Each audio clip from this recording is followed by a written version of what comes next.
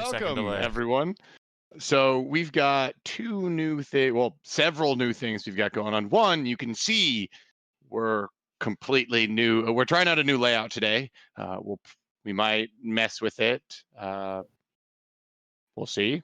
We'll see how we like it. We'll see how you guys like it. Another thing is we have a new cast member, and that's Aaron, who's below me. Hi. So for today's session, since we have a new person, we're going to create her character on stream today. And for the rest of the cast members, they're going to be creating either their next protege or extra proteges. And once we get into combat, we're actually going to try out another thing where we're going to try to go gridless. See how we like it. Since we're just doing a short little side thing, we'll see how that goes. So first off, do you have that character creation thing I sent you, Aaron?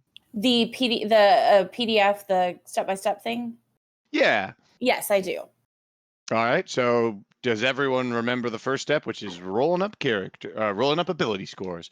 There should be under the journal section, under handouts, there should be a bunch of extra characters that say available. I think those are a bunch of available characters that you can grab and edit and modify for your proteges.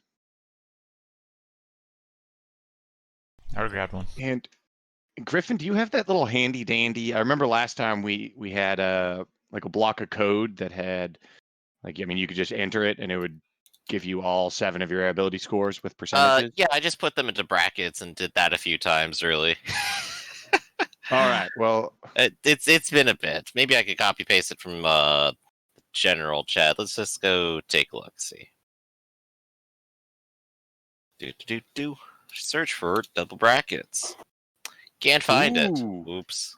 All right. Let me see if I can. Well, what's the roll again? What's the roll It's in the again? beginning. Okay. There's an example of it. It would be the strength is 3d6 and then 1d100. Oh, well, that was me. Well, I have a guy that's strength 4, so be careful. All right, so you can do it 2 different ways. You can either roll 3d6 for each of your ability scores going down the line, or you can, use that little trick and go through each one of them. Yep. To disclose, I already rolled before. Eli saw the rolls, and I've been futzing with them on the side for a month. I have decided to rearrange them, and I believe I'm going to end up with 40 build points at the end for that. Do you want to toss up what those numbers were, just so that we can have a peek at them?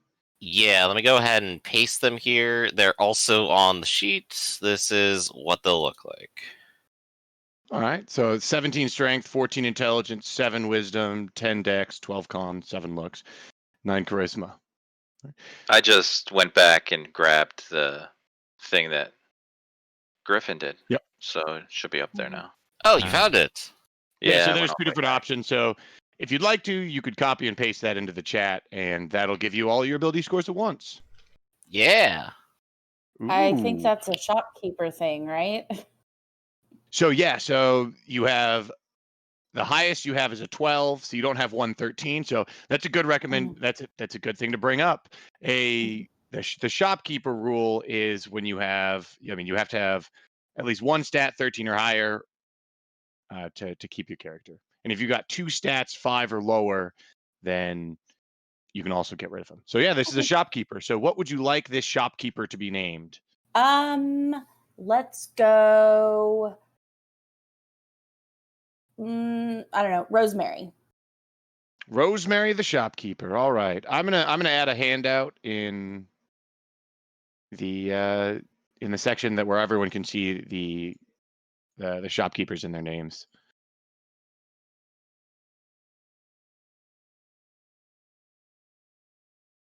Okay, that's a little bit better.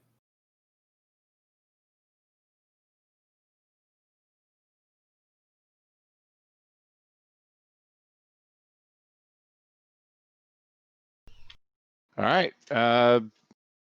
And Dennis, you have one. You've got a 14 and a 13, so you're not shopkeepered by the higher numbers, and you don't have 2 numbers below 5. So, or no, that That was Aaron. Aaron, your second number, you're 14 and you're 13. Yes, much better. You're good. And Dennis, you've got a 17 in looks too. You might have to re-roll that. You're way too attractive of a character.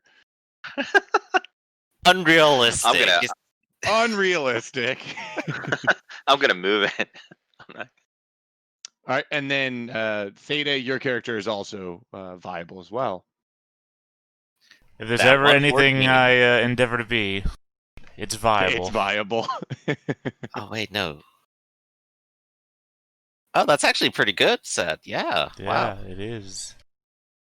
Yeah, those are nice. Those are all nice looking ability scores. Yeah, I think it's probably Alright. a wizard or something.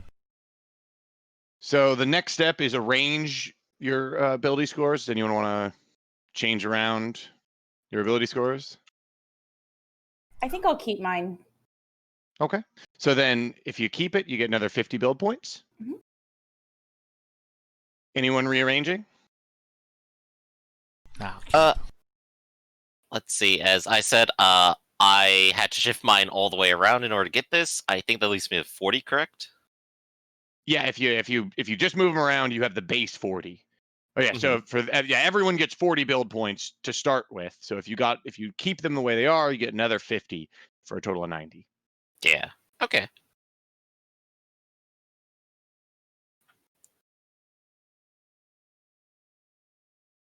Probably help if I had this character sheet thing up as well.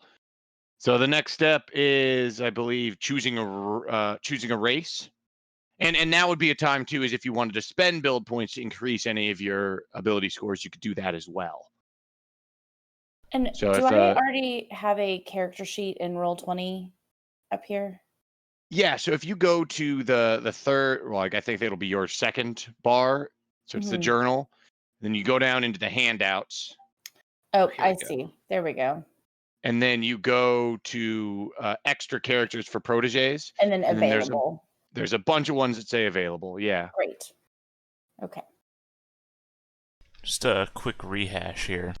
If you have an ability score that goes to 0, you're dead, right? Yeah, you can't choose an ability score that drops to 0 by your racial choice. What if it's 0 with a fraction? Are you still alive? No, you're not alive. Alright, no pixie then. But if you like boosted your strength, then you could do My that. Like if you my 8 You brought it strength to a I have 9. by default, when a pixie gets minus 8 strength, I would be a dead pixie. Dead at birth. That is correct. But if you spent build points to bump it up to a 9, then you could be a pixie with a 1 strength. Sure, I'll go for that. How much is it per percentage point? So since it's under 10, it's 1 build point for 10%. Okay, so I only need 4.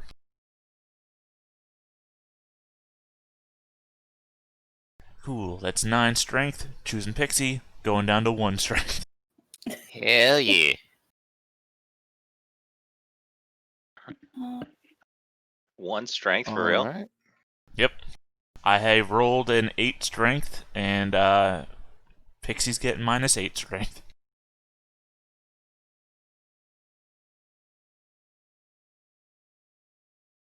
So that Really gonna pay for it in You- the hit points, though. yeah. What race are you thinking, Aaron?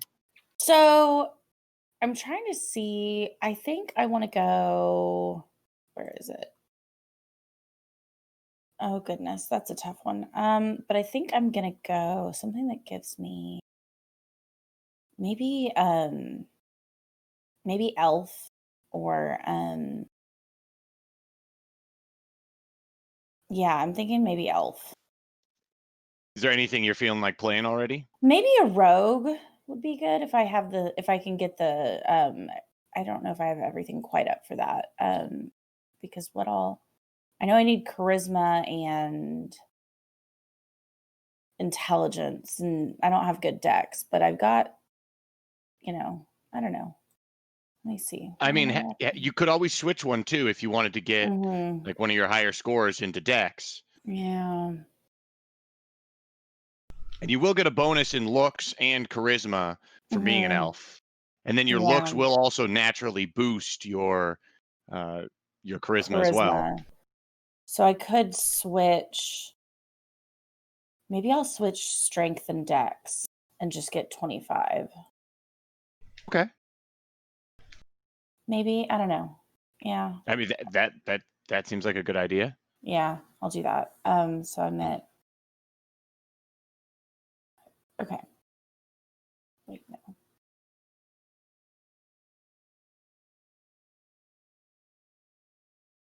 Okay. And Yeah. Dennis, what are you doing anything with what That's what I'll race are you do. choosing?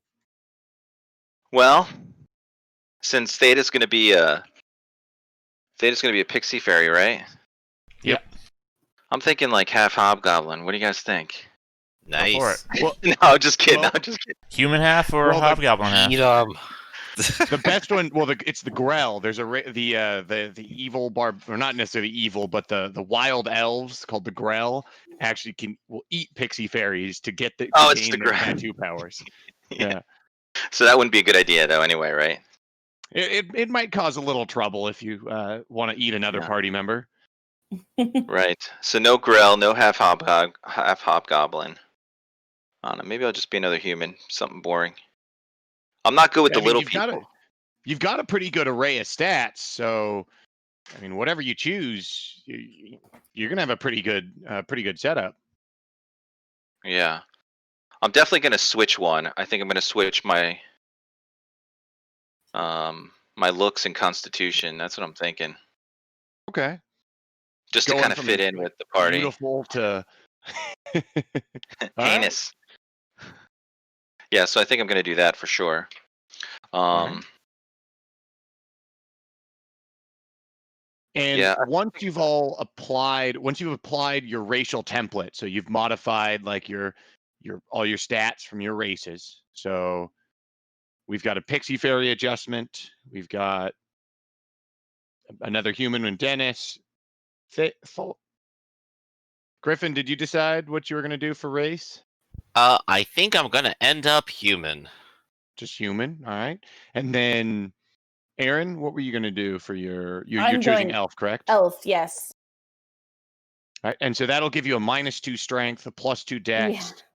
a -4 con, Yeah. a Yeah. -2, or sorry, a +2 looks and a +2 charisma. Right. And then that looks will boost my charisma as well, right? That's correct. Your Or give looks, me +2, I believe, right? what's your looks going to be at? It'll be a 13. 16. Oh yeah, 16. Sorry, I was looking at your first character roll. Yeah, 16 will give you a +2. Everything should autofill when you fill it into these character sheets. Everything should autofill Oh, it except for automatically upped it to 15. I mean, it didn't do that for it won't mine. automatically update your Yeah. charisma though. Like it Okay. won't give you your automatic bonus from looks, but it should update all the like damage bonuses and stuff like that. Okay, great. I mean, I think this is even the character I made to be beautiful, this character is better than that one. I have Yeah, 'cause, 18 looks and 19 charisma. Pixie Wow. fairies have they're a race from that's an optional race, and they've got what -8 strength, +4 dex, -4 con, and a +4 looks. Wow. Very killable, but at the same time, amazing to look at. I've had someone run I think it was like a looks 22, a charisma 23 pixie fairy before. They were just absolutely beautiful and incredibly charismatic. I am a wonder to behold.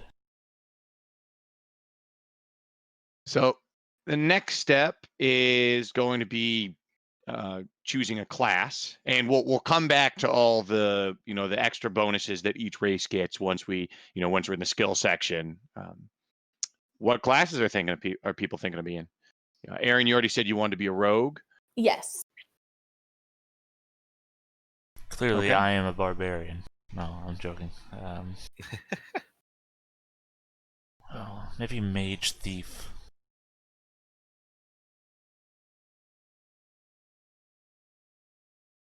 Fun combo. Dennis, what were you thinking? You had I- a pretty high charisma or a constitution. Yeah. I'm Oh, thinking just fighter. You got any suggestions?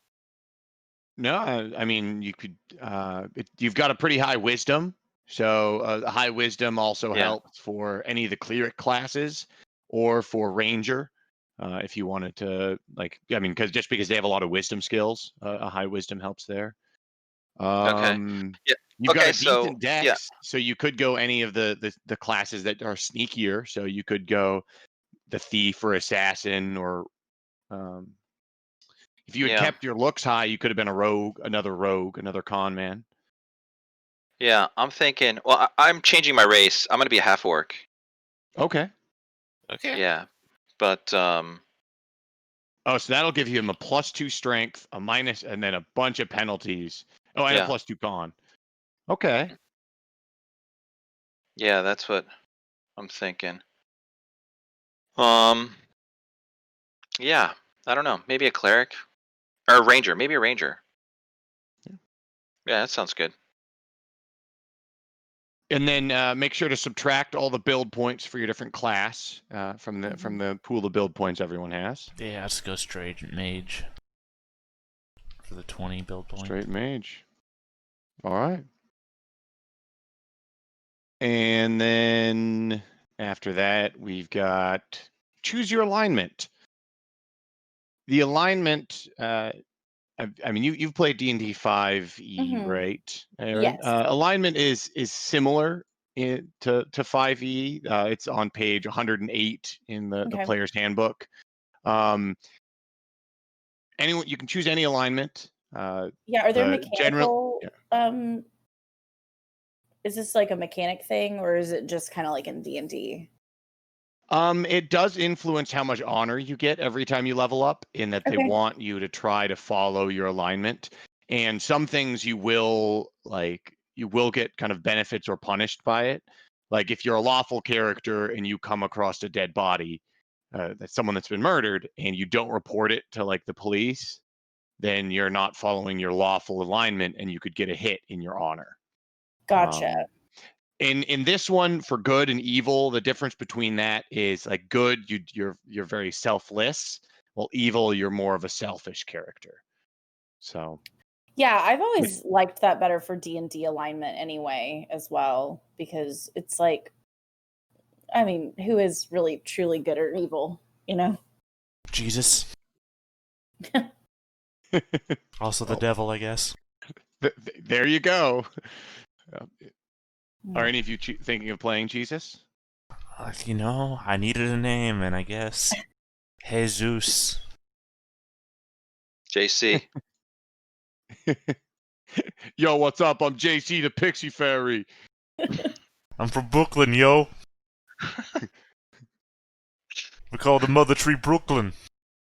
That would actually be a really hilarious We kick one. those fucking Keebler elves out of here.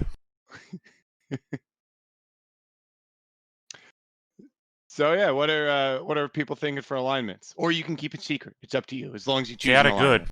I mean, chaotic good is the only right answer. That's what I did as well, actually. All right. Did anyone want to spend any build points on your ability scores as well? 14 and up. What is that? Is that 5%? If it's one build point is 5% if you're between 10 and 15 or 10 and 16. But if you're at 16 or higher, one build point is only 3%. Right, and I think below that is 1 point for 10. Yeah, if you're between 1 and 10, then each build point is 10%. All right, if I put in 2, I can get my wisdom up to 8. I'll probably hold off and buy something cool from Feats and something, whatever. All right. Yeah, I think, I don't know, maybe I'll spend 2 to get my dex up to 14. Okay. Yeah. The temptation is there to spend it on Constitution because I'm gonna have like 5 hit points. But Yeah, whatever. I have a 3 to my con, so. You have a 3 con? But I'm not going to spend, 7 points to get it up to a 4. Yeah. Well, good to know that we'll be right back to this character creation thing fairly soon. Having a 4 would be helpful because you die at negative half, like 1 past negative half your constitution. So if you have a constitution of 3, you die if you have negative 2 hit points. Oh, okay. So just making sure you know. Yeah, maybe I Yeah. will do that then. Okay. At least if you have a 4, then you'll die at negative 3. Right. So Okay. give you a little bit of a cushion. Okay, then I will spend 7 to, and maybe I'll keep my dex at 13 for now. All right. So then let's go on to calculate starting honor. So your honor is going to be you're going to add each of your ability scores up using the fractional number as a fraction, and then divide by 7. If anyone needs any help, I can also help. I'm good at adding in a calculator. 1 second. And then divide by 7, that'd be 11.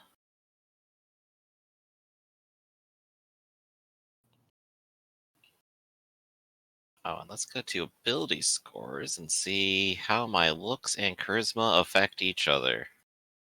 Oh yes, and your looks and your charisma will give you bonus or penalty honor as well. So I am down 1 charisma. Round down, right? I believe, disregarding any fractions. Get out of here, fractions. Yeah, I've already got 8 fame. I'm so beautiful. It hurts. Okay. It hurts. I think I got a 10. Okay. And then what is your charisma and looks? I've got a 16 in looks and a 17 in charisma. So your 16 looks will give you a bonus 3. Yes, I think I with already that. added that. Oh, okay. Yeah. I was at like a 13, and then I think I got +2 for being an elf. And did I get +3 to my charisma? Oh no, I meant your honor, your fame. starting honor. Oh, Yeah. So I'm at 13 then. Yeah, and then your charisma of 17 will also give you an additional 3. So you're starting at 16 honor. Oh, I have 20 honor. Oh, great. And if Mine so got if you reduced have, down to 9. how much honor do people have? 20. If you have 20, then you're 6. considered honorable. And 16 is honorable as well. So the both of you have in that category next to honor, you guys are going to have a +1 reroll per session, and a +1 reroll every session for you. It's a mulligan for your character, and you have a +1 once per session. Oh, I was 1 away from having great honor. 20. I have 20 honor. 21 plus is great honor. I mean, to be fair, all of us basically are going to probably be in the average category, except for Griff, who just said he was low honor. Yep. Yeah, you said you had 9 honor. Yep. Yeah, that would be the looks and charisma penalty. That would literally be the most honor you could have at a level 1 character. Would be great honor, and it's like, oh god, I'm almost there. -5. To the point that I'm already almost considering putting points into it. I don't know what these thresholds are, but these thresholds in this cheat sheet are wrong. Oh, if you have 11 to 20, you're all average. You're all average. Yeah, great honor would give you the 1 mulligan. You need a 21 honor to have the mulligan. Yeah, I'm at 20 right now. That's why I said I'm almost considering seeing how many points I could dump into charisma, or charisma's the only one I could dump anything into, right? And that's at a 19 right now, so it would cost me so much. Just to get that reroll, but that reroll could be valuable. Just to be able to say, I have great honor. Because people recognize that you have great honor and integrity. Recognize. Well, I mean, if you can, I mean, what was your fraction at? Is it 12.89? What is 1/7? What, for charisma? Is charisma measured in? No, 1/7 charisma is flat 0.14. numbers. Yeah, but well, I mean, I saw that your fraction is 12.89. Oh, right. So you're saying you if could I bump up increase one one of of your my strength, Yeah. which is a 1, which would be easy to pump up. Yeah, you could potentially like influence that fraction. Is there a lower cost for 6 and below or something like that? Yeah, if not if it's 6 below. If it's just below 10, it's 1 point is 10%. No, so it didn't really matter. So, mathematical genius that you are, how many points would I have to put in to get that to bump over to 13? Calculating. 12.89.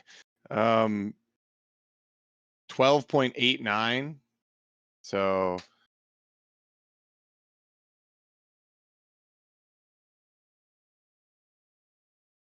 you need 0.11. So Well, yeah, I knew you that part, but need it's a 70. Yeah, you need 78% of. I think you need 78 fractional points. So I think if you spend 8 build points, you could get up to 13. not worth it. It's funny how talking about math will really sell you off of an idea. What's that? $20? So No, I'm done. get out of here with that. So after that, we go on to priors and particulars. So starting age, height, weight, and handedness, along with your heritage and your lineage. So are any of our party members bastards?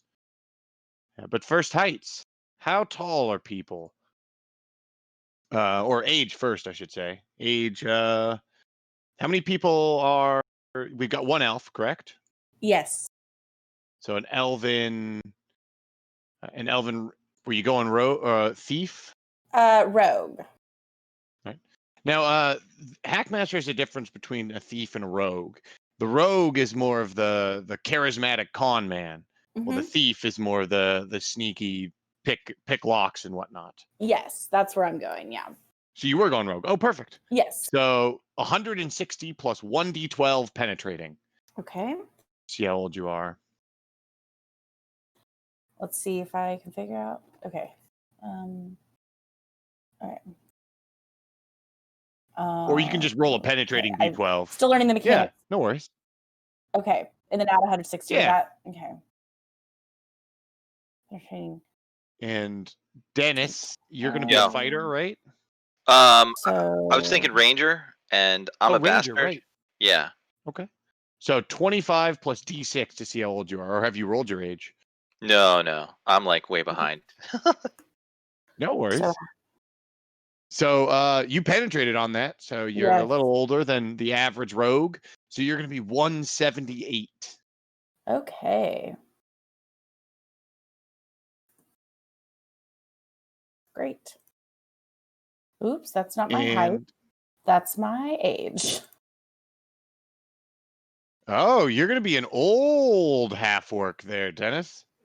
Yeah, buddy. 35. His hair's Now, gray. now I have to check how old, like when you start suffering middle age effects. Falon's age 19. And I think as a pixie fairy, your age like 1 or something. It's very young. I die and You know, reincarnate a lot, apparently. Yeah. So moving on to height. I think everyone rolls a D100 for this to see their height. 69 inches. What does that Nice. translate to? Yeah, it's perfect. So you're actually middle aged, Dennis. Nice. Your half orc is middle aged. So you're I've gonna been around the have block. yeah, you're that was you became middle aged at age 30. Okay. And so your aging effects is you have -1 strength, +1 wisdom, -1 con, and -1 looks. So I got to subtract those. Yep. Okay, so give them to me again. I'm sorry. Yeah, so -1 strength, +1 con, +1 wisdom, -1 con, and -1 looks. Now Yes. there is a talent that you can take called age gracefully, Uh-huh. where you could take it and you um you are seeming. Yeah, you basically be able to, I think, maintain some of your youthful age. I'm trying to see what exactly it says. We'll get to that when we get to talents. Sounds good. Yeah, but how are people doing on heights? I am Uh, 5 feet 4 inches. I'm a 5'9" Alright. barbarian. 22 inches. Ooh, You're tall yeah, for a a whole fairy. 22 inches. Holy smokes! Yeah. And Oh, 120 you didn't. pounds. Did it say penetrating or not penetrating? No, it just says 2d4. No Okay. penetrating, no P. Right. Although I'm Just confused making about sure. the weight. It says they typically weigh between 9 to 15 pounds, 7 plus previous roll. Oh, right, without the Yeah, so- 16. yeah. Without the 16, that's what it means. Okay. Yep. I was like, wait, this doesn't make any sense. Those numbers are going to be well above 9 to 15. So I weigh 21 pounds. No, I'm sorry. I weigh 21 pounds. Not doing the math right. I weigh 13 pounds. What page is that on? Where you can figure The out weight? your weight. That is on Yeah. page 120. So did you roll your height? I rolled my height. It was 43. All right. So you're of and a 43 height on a half orc means that are you male or female? Male. All right. So you're 66 inches tall. And then I need you to roll a d20 for your BMI. A 9. So you're on the lower side, or well, it looks like you fall into the average. It looks Yeah, like most D20 half still orcs middle are roll. apparently. Yeah, looks like most D20 most orcs are a little bit chunkier. So your BMI is 29, and your Okay. height is 66. So your weight is 180 pounds. Yep. And then we go to handedness. Got to hand it to you guys. Half orcs, you rolled a 44%. So as a half orc, you're actually left-handed. And then we have, do we have any half elves? No. So as an elf, let's see a D100, Aaron. D100. Okay. Yep. Oh, You're right-handed.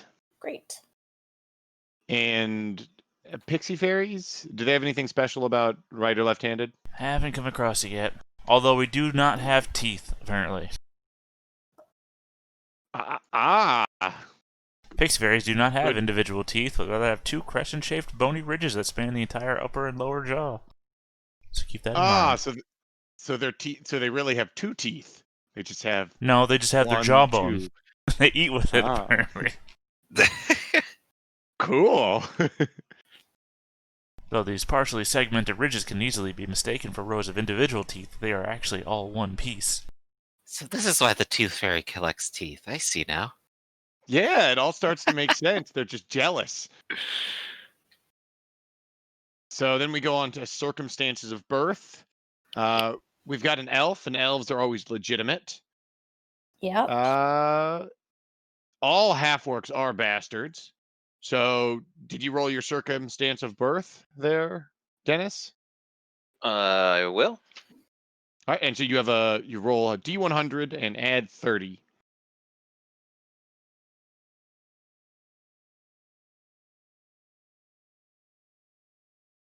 So a 32. So your mother was a prostitute, and your father is unknown. And your father smelled of elderberries. And we have a human, right? In Griffin. Yep, that's me. Same All right, table? so roll well, first we have to see if you're illegitimate. And so there's a 1 in 10 chance that you are illegitimate. Alright, so we're starting with the D10. 4. Nope. So you were birthed fine. So then on to the roll to see if your parents are alive and how loving they are. So I need a D100 from everyone for both your mother and your father, in whichever order you want.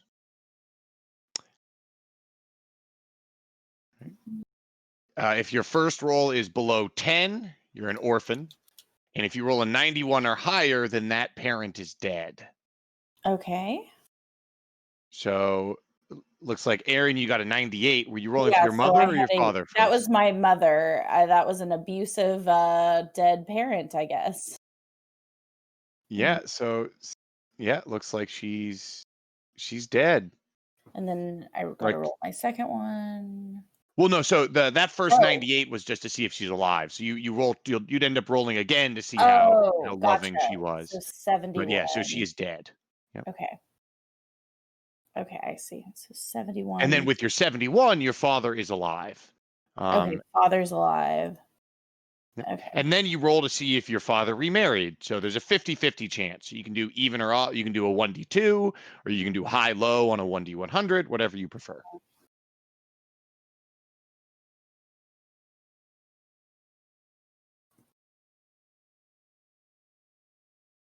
Which were you calling which? I didn't calculate if I wanted odds or evens. I didn't. And so I'll roll it again and I'll say that I realized that after I rolled it, I was like, oh wait. No, I'll say even he remarried. All right, even he remarried. Let's see if you get even again. Yep, he Yep. did. Let's see, and then roll a 1d100 to see if she is also alive. Okay. No, she's dead too. Did he remarry a third time? Let's see. It's going to be another even odd. Even he remarried again.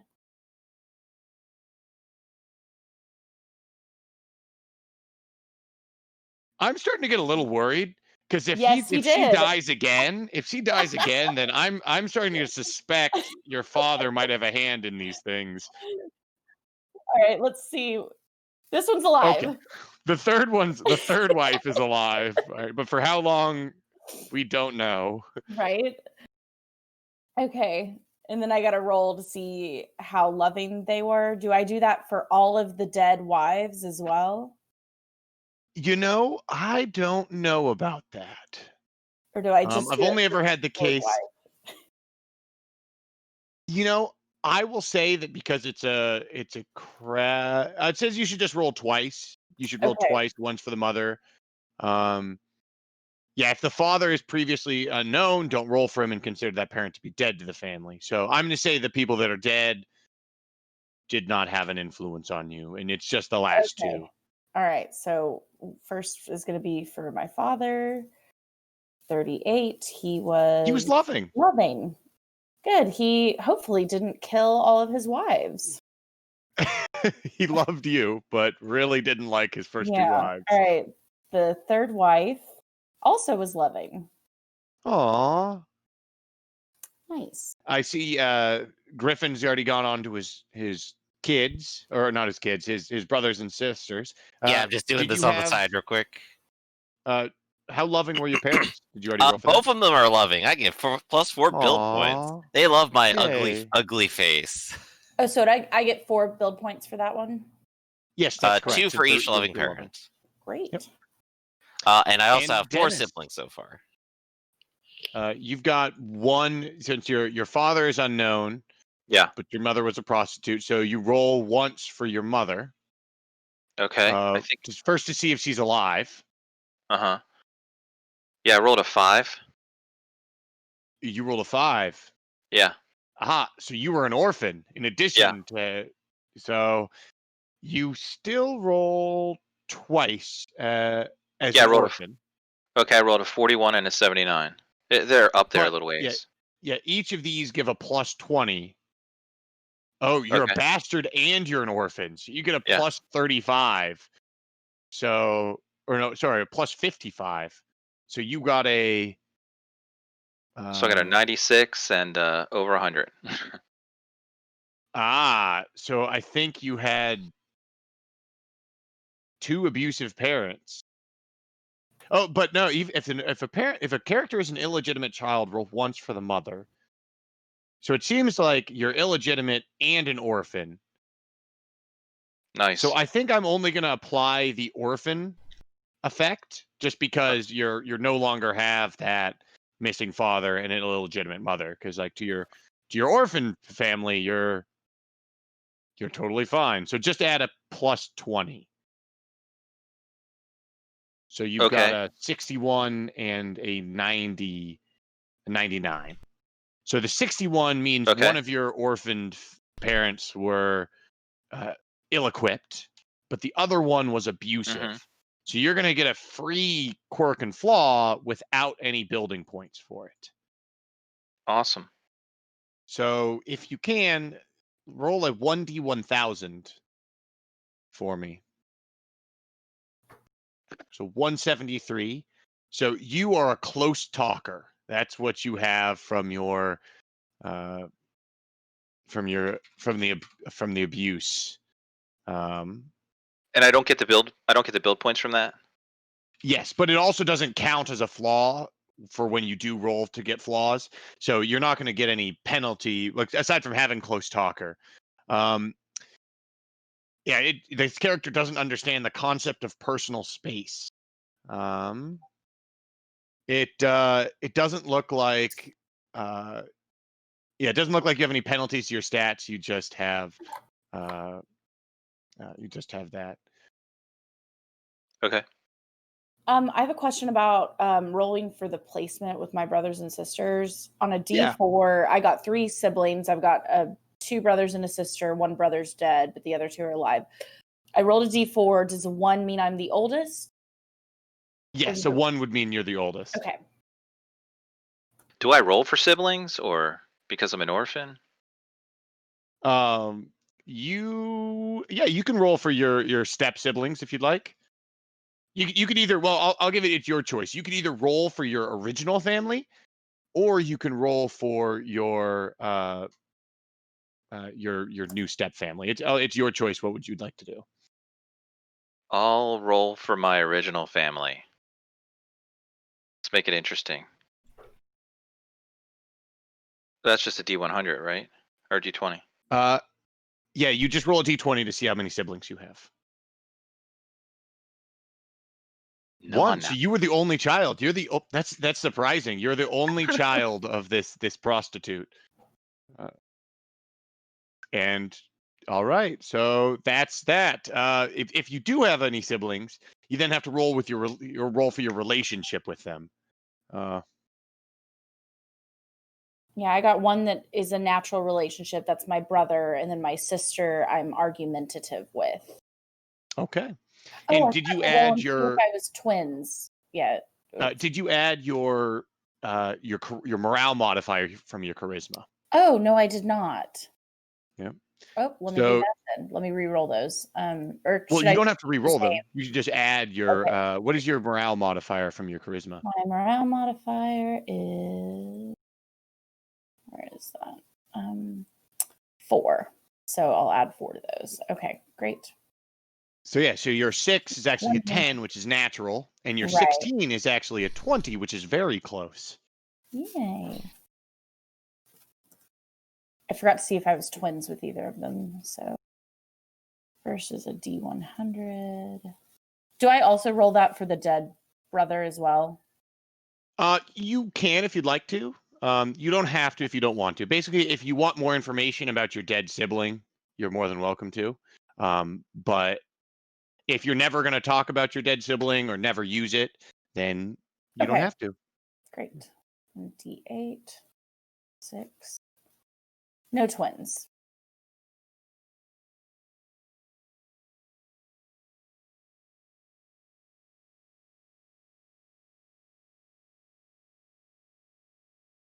So that's everyone's family. And all the other priors in particulars like hairstyle, body shape, voice, notable features, general personality, all that stuff is up to you. So, and the game says, remember, you're an actor and your character is your role. So we're moving on to random quirks and flaws. So with random quirks and flaws, you've got 2 options. You can randomly roll, and you get full build points from it. Or you can choose, and then you get half the build points from it. It's up to you. You can take as many or as little as you want. So I know Theta at some point has taken none. You can take as many as you want, but every additional one you take gives you a -5 to the amount of build points you get back. Okay. All I will right. roll.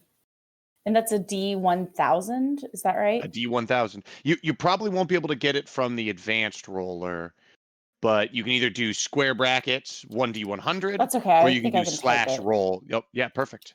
There we go. So 1D1000 for 650. quirk. Oh yeah, 650. and once you roll, you have to choose that one. Or So you like if can you want also one spend flaw, VP though to yeah. reroll. Yes. If once But you what I mean roll, is once I roll, you have to keep a flaw of some kind. yeah, you can keep spending VP to change it, but you're in the system once you've rolled.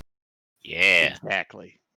Well, Got I'm gonna go ahead and pick 1 and 1 at least Right. to begin with, and then see if I want more. I'll roll random. So a 650, you're superstitious. So that'll give you 15 build points. Yeah. All right. And you have to roll another 1d10 to see what your superstition is. Guys, I'm a fairy with a lisp. Oh, I thought these were 2 separate lists. Nope, it's one huge list. It's one huge Okay, list. so That's I'm okay. gonna start with 917 here. But not to be super offensive, but I am a fairy with a lisp. I think the world is flat. I avoid traveling in ocean-going vessels for fear of falling off of the world's edge. Nice. That's Must awesome. have been really, really strange for you to come to this subcontinent. I know. I was gonna say. I don't know how that happened. I probably had to knock me out first. Well, there are elves. So, like, let's go to the world map now that we're talking about this. Yeah, you are on this island here, this large. I don't know how our new map will show it very well. All ocean, but yeah, you are on an island. So if you do think the world is flat, you could be an elf from somewhere on this island. That would make sense. Okay, There are a few spots that you could be. So great. Oh, Maybe I I with am. a 917. Griffin, you are pestilent. Yes, and a nervous tick. Yep. Did you want to keep that 900? I don't know if you knew when I you haven't originally rolled. even seen what it is yet. I'm about to find out. Naturally vulnerable to suffer from skin parasites. And it looks like you suffer penalties to your look score as well. I'm gonna do one more. Ooh, a Does fop. the fall lose 60 fractional points? All right, I'm a And bad liar. Dennis, you're a bad liar. Close talker and a bad liar. I think I've had bad liar before lazy. combined with compulsive liar, which was a funny one because he was just always lying horribly. So you took another one, throw 387. That is lazy. So instead of giving you 15 build points, it only It'll gives give you me 10. Okay, great. Yeah. I believe it was 1 build point to reroll, correct? Yes, it's 1 build point to reroll. Gosh, do I want to lose 60 fractional looks and just lower my charisma even further again? I'm gonna lose so much honor. That's the downside. I'm gonna reroll fop again. I'm gonna reroll it. Is that a penalty to your charisma or? Fop isn't. No, it just makes me a target. But it's just like a nothing thing. I want something more interesting. Okay, yeah. So 38 and 61. 38 is ambivalent, and 61 is you have an animal phobia. Perfect for a creature from the forest. Roll another d20. Let's see what your. I mean, that makes sense though. You might have in the jungle or forest. That's where you. It might be why I'm across no your longer fear. in the jungle. Yeah. I fucking hate 1. spiders. I'm behind this. I can get behind this. Arachnophobia all the way. And I can fly. I can literally get stuck in a spider's web. You guys don't know my troubles and tribulations. You're 22 inches tall, though, right? I mean, Yeah. yeah, I mean, I think you can get through some spider webs. Do you know how strong a spider's web is? Yeah, especially when you're only 22 inches tall. Like maybe when you're, ooh, look at me, I'm 6 feet tall. I know how strong a spider Well, web also is. I move around by flying. I have half speed when I walk, right? So I move around by Yeah. flying. Imagine getting that tangled up all in this. Ooh. Plus, that's One other 30 thing, BP. So it's as a amazing. pixie fairy, you also have to choose where your mother tree is. So at some point, you're gonna have to put a dot on the map, and that's where you're from. Sure, let's throw a dirt. Hopefully. 1 second, let me throw one at my computer. Well, I mean, I could just scroll around like crazy, close my eyes, and click. And that's why my tree is in the middle of the ocean. It's an underground The tree. map right behind you, Eli. Why don't you just like fling your arm up and see where it lands? Yeah, I could. I've got this enormous map right behind me. That's awesome, by the way. Thanks. It was a gift at a convention. I had actually it's a random story. So I was hitchhiking around the country, and I stopped at a spot. Like I got a ride from a convention I went to, a gaming convention, and one of the guys had enormous maps, and I asked where he got them, and he said that he just had enormous, like he got an industrial printer from one of his friends. And then like I ran into him a year later and at another convention, and he gave me that map. So it's pretty cool. That's awesome. Yeah, that's a great map. So I actually did just randomly click somewhere on the map. Yeah. And I am somewhere to the right of Bet Kesel. All right. Where is that? Off of the Renagor River. Beneath Ek Kesel. North of Cleopatra. way up there. Oh, okay. All right. So we're There, I read that. right up here. Like I said, I just closed my eyes and. Oh, there's a dot right there, right next to Bet Cassell. All right. Yeah. Let me put a bigger dot of some. Why that's all black. Yeah, I'll put a. Oh, I'm in GM secret. Man, that's almost 20 feet. I've Alright, traveled a so ways. Yeah, you've traveled a long ways from. Almost 20 feet. It's a lot less than your 300 feet you traveled before. Oh, I'm sorry. This is like almost 200 feet. That's a long ways to flutter. It could be an adventure if you die and they try to return you to your home tree. The next random roll is only a -5, or it's half. I can't remember. It's -5. I'll roll again. It's half if you choose one. 4, 4, 3. Is everyone else done with your quirks and flaws? I have a Yeah. nagging conscience. So I'll have a few questions here in a second once I Yeah. manage this. Yeah, But the thing the I was next going to thing ask is- was, sorry. No, yeah. So it's -5 if there's duplicates. Is that if like you have 2 quirks or 2 flaws, or just if you have 2 choices in general? So for your build first points. flaw, you get full build points. Mhm. If you have a second quirk, then it's -5. If you have a third quirk, it's -10. If you have a fourth quirk, it's -20. Okay, so they both fall under the same rule then. Got it. So I have Yep. 5 and then 15. Yes. Cool. Thank you very much. Where is Hack Frenzy? Oh, you have Hack Frenzy. Oh, there it is. It's under flaws, not quirks. Hack Frenzy is wild. That's where you go into like a blood rage. You know, though, So- the way that it's worded, if the character suffers a severe wound would engage, any severe wound would just kill me. So this almost seems like Yeah. 3 points. Well, it's it's whenever you I suffer a am wound equal to I or am above a quarter. mage pixie. Pixies get a lesser die than hit points than everybody else. So a mage hits a D4. As a pixie, I have a D3. I have crap for Constitution as well. I feel like any hit that hits me is going to take me out. So I feel like this is just free points. Better Yeah, hope for a good spell. Yeah, that's true. You've got to like blow me with like a a Q-tip to make me go into a hack frenzy. And then I have 1 strength. It's like, he's so adorable.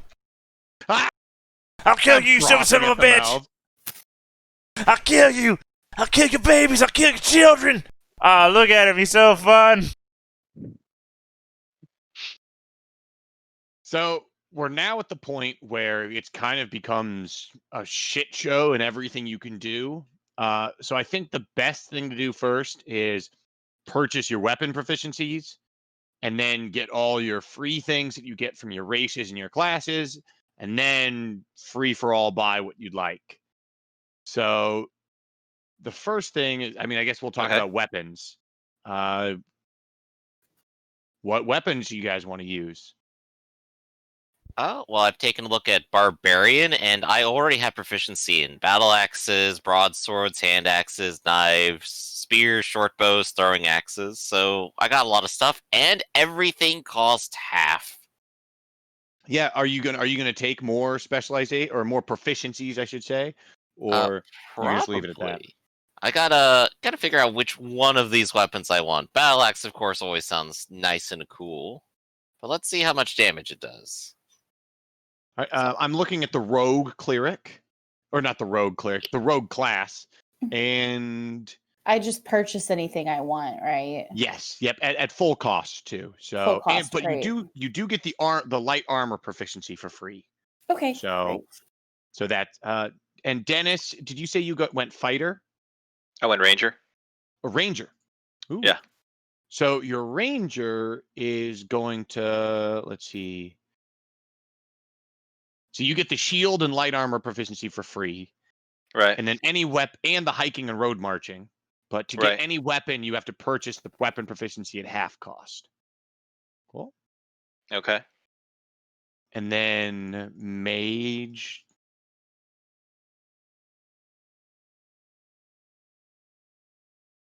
See, I don't know if mages get any weapons for free. They might get the staff and the dagger. It Yes, says they have that is correct. hard time. Alright.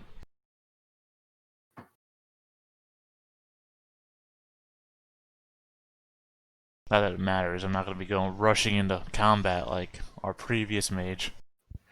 Well, for you, it would still matter in the terms of like having one of these two things. If you have one or two-handed thing, and then you're defending with it. Griff. If you do get hit, So Griff, you still have to 22 purchase inches it. tall. you do still get to roll defense, and you can be proficient in your defense, like I was. I have natural defense as a pixie. I have a +8 natural defense. Plus, I've chosen a tattoo, which will give me +2 defense for ranged. Yes, you can go. You can have it even higher if you're good with the thing in your hand. No. Also, there's no staff in the pixie shit, so I'm just not gonna worry about that.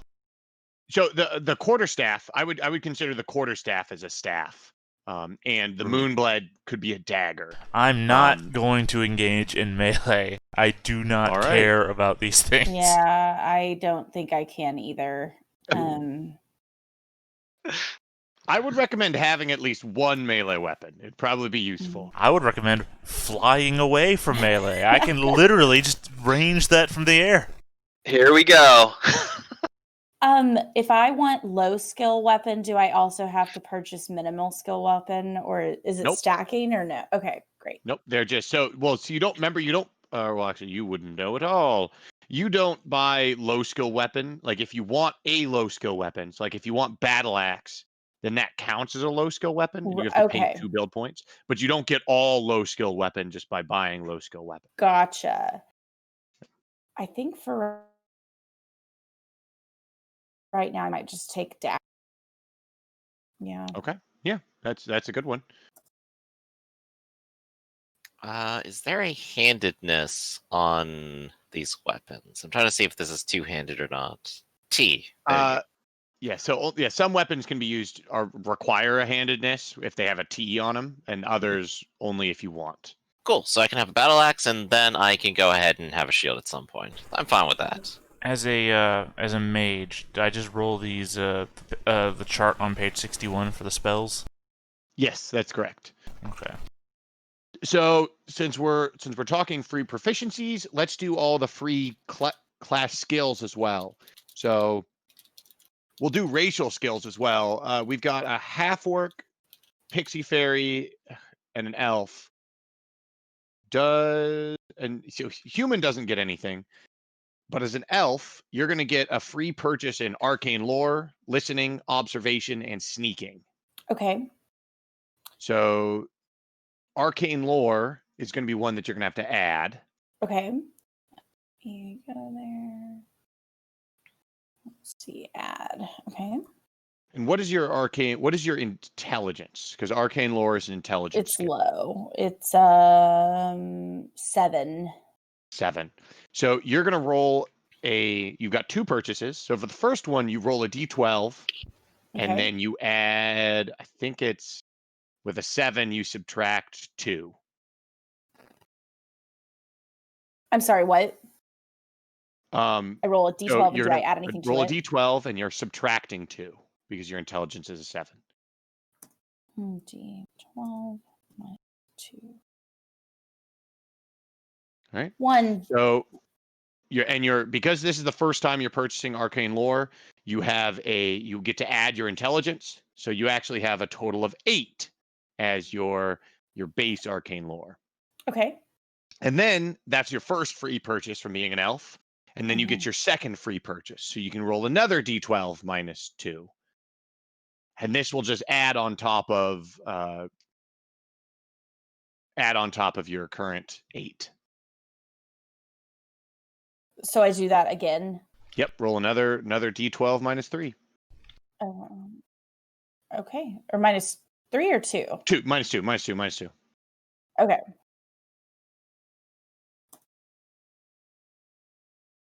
That's better. All right, so 9 more. So you have originally an 8, you add 9, so your arcane lore is a 17. Okay. What this means is arcane lore is a skill that you can use to like identify scrolls, identify magic items, and sometimes also activate items as well. So even though even though the rogue can eventually get mage spells, you can use your arcane lore to still do things in the cave. Yeah, all you need to do to cast a scroll is have arcane lore, so that's a cool thing that has. Now we have to do a similar things cool. for since you're an elf, you have to do listening, observation, and sneaking. Okay. And when I do that, okay, so listening is wisdom, which is also low. It's not as bad though. Okay. And it's a d12 still? Yep. And what is your wisdom? It's 9. Okay. So that's only going to be a -1. Okay, -1. Oh, so you rolled a 12. So remember that these are penetrating. Oh, penetrating. Yep. So just roll. So should I just roll another? Yeah, roll another d12. Do 1d12 exclamation P -1 for the second roll as well. Okay. Let's see. Penetrating. And yeah, make sure to do the exclamation P and not just the exclamation. And then where do exclamation P? Okay. Yep. -1. Oh. And the reason why we're subtracting 1. What is the typing? Yeah, it's what is the typing are you using the advanced roll? We're using the advanced roller. I was a minute ago, but I have also been sometimes using the typing commands. The advanced roller has an exclamation P at the top of it, if you'd like to use that. If you do the command, it's still /roll, and then it'd be 1d12 exclamation P -1. Okay. So like that. You don't have to use that roll. It's just I'm just demonstrating. And the reason why we're subtracting 1 is because every time you penetrate, you subtract 1, and that's why we're subtracting 1 on this roll. All right. So you got another 11. So for some reason. Oh, it worked fine. You did a plus -1. That's fine. But it was a d12, so it should have exploded. It was another 12, so that should have exploded because you didn't add the exclamation P onto I thought I had it on there. I'm sorry. No, it's okay. Exploding separate is what I need to do, right? Or compounded. I'm sorry. I don't know. Let's Like, try this. I don't know. I don't know I what don't know why this it's is actually not called. working. I think it might be. I don't know. I've never done the advanced one under there. Okay. Let me I try don't know how myself. it's working. I'm sorry. It looks like you can't do the Hackmaster special one using the dice roller with the modified numbers. Okay. The only Okay. way you can do it is if you just do the quick one. Then there's an exclamation And then I P would at the just top. automatically add 1 or subtract 1 to that. Yes. Okay. So, but you have rolled out all these separate times. So Yeah, sorry. that's no, that worked totally well. So the Okay. first time you rolled a 12, you penetrated Yes. again, you rolled another 12, and then you got a 5. So your Okay. total is 22, 20, 26, plus your wisdom of 9. So you have In in your listening. listening score a 35. I need 35. Okay. Yeah, so that's awesome. You start with an Great. amazing listening score. You I have got good a ears on you. question, Eli. Yeah. As a mage, I have my 2 free purchases of literacy that it says are in my native language. Yes. Pixies don't have a written native language. So They have a as native language that specifically says is not written down. I will let you take because you have to buy a human language. So I'll say that you can use that language. All right, what do we You do? can- Samosan again? Gobbledygook? Yeah. Gobbledygook. Because I know how to spell that off the top of my head. That's 1, 2. So 2 plus 9 is 11 in observation. Sounds like you're doing perfect. Dennis, how are you doing? Good. Do you need? Do you get any free skills? Yeah, I get tracking. And then I receive a purchase of botany, fire building, first aid, hunting, observation, sneaking, and survival. And I get a +3 mastery in first aid upon advancing. So, do I get all of those or just one of those? All of those, and listening because you're a half orc. Okay. So I got to roll. So take me through it once. Okay. Yeah. Which one would you like to do? Let's do tracking first. All right, tracking. So tracking is a universal skill. So your tracking starts off automatically at, I think it's your wisdom. Right? So what is the Yeah. wisdom on your It's 13. half orc? So 13. So a 13, and then just so we can walk through this, if you go to page 154 at the very beginning of the skill section.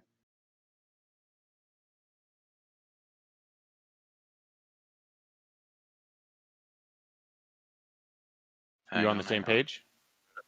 I'm pulling it up right now. No worries.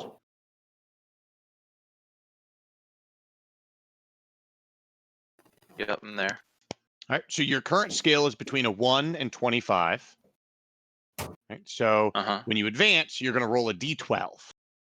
So roll a d12 for Okay. me. Do I add anything to it or just is it penetrating? It is penetrating. So 1d12 exclamation P. And because we'll look over to the next chart. It says because your ability score is between 12 and 13, you get a +1 to that. So instead of rolling a 1, you actually rolled a 2. And so you get to add 2 to your current score of 13, and you have a 15. Okay.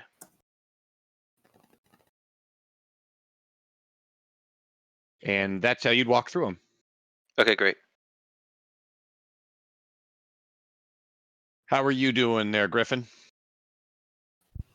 Let's see. I've gone ahead and grabbed phalanx fighting and spent a bunch of build points getting +1 to all my battle axe specializations. Okay. And I'm just looking at the barbarian list and seeing what I get here before deciding like how much I need to spend on like languages or skills. And I saw you rolled hit dice with your 12, your D12. With a and you got a 12. Yeah. Nice job. And did Barbarian you also notice? states you get +5 for being a barbarian. That's what I was just about to ask you. Hey. Awesome. When it comes to Yeah. skills that I get that have 2 different skills listed, which one do I use? You use the lowest one Lowest one. Okay. unless you pay extra for it. Okay, I'm just because rogues get so many skills, I'm just still working on my class skills. So acting, I would use looks instead of charisma. Yep. Great. And how do I calculate? Where are the modifiers for what I get for the skills? What do you mean by that? Oh, like what? If What? you're What? looking on your sheet under the skills section, it says like acting says looks and Like, charisma. oh, there it is. Yeah, you take the lower of the two. Great. And here's my mastery die roll modifier. I just saw it. Okay. Perfect. In addition, for those of you that have, once we get to actually purchasing skills, those of you with high intelligences, wisdoms, and charismas will get bonus build points when we get to that. Great. But for now, we're just doing that.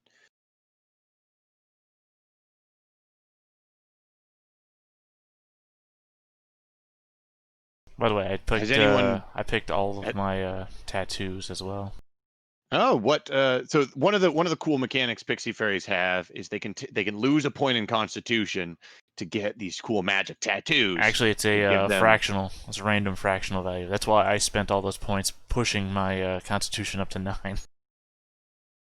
Yes. Okay, so you get you lose some threshold of Constitution. Yeah, each tattoo permanently removes 1 point plus 3d12 penetrating fractional points of the Pixie Fairy's Constitution. Which ones did you take? Yiskrin, which is +1 in the charisma on my forehead. Frun Drillink, which is +100 spell points to my front torso. Shukrin, which is +2 defense against all range attacks to my left arm. Ardkrin, sorry, +2 defense against all melee attacks to my right arm. And Rulkrin, -1 bonus to speed to my back torso. So I thought that was thematic.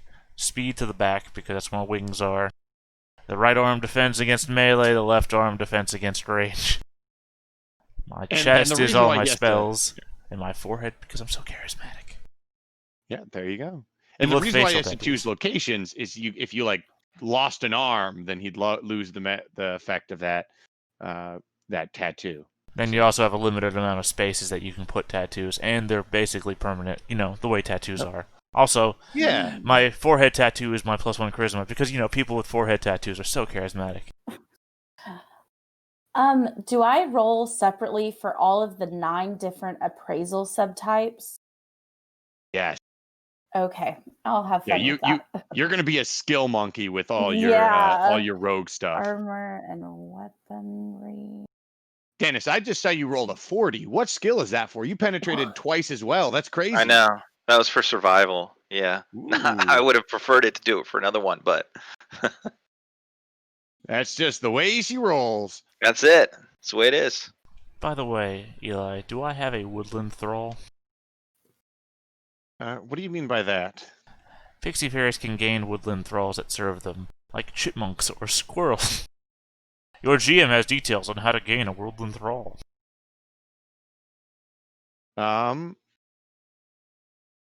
While in the Pixie Fairy service, the small creature, such as a chipmunk, obeys any command to the limits of its abilities the Pixie Fairy gives it, including giving its life. For example, a Pixie Fairy with a squirrel as a thrall could order the squirrel to leap into the face of a mage casting a spell, and the squirrel would do it. Even though it would certainly mean its death. I don't know if the DM actually does have rules for that. It's literally the sentence the book says. I have no... I know, I see it there. They're throwing me under the bus here. Me and my squirrel mount. Yeah, I think we'll just we'll play it by the seat of our pants. We'll play it. What sort of woodland creature are you looking for? I mean, I'm all in on squirrel. All right, you can have a squirrel. You know what? Flying squirrel. Ooh, perfect. It's got to be able to keep up with me. I will be flying through the air, and it'll be Naruto tree jumping from tree to tree. Or maybe he rides on your back. as Can't. you, I got the wings. That's how I fly. Oh, right. Damn.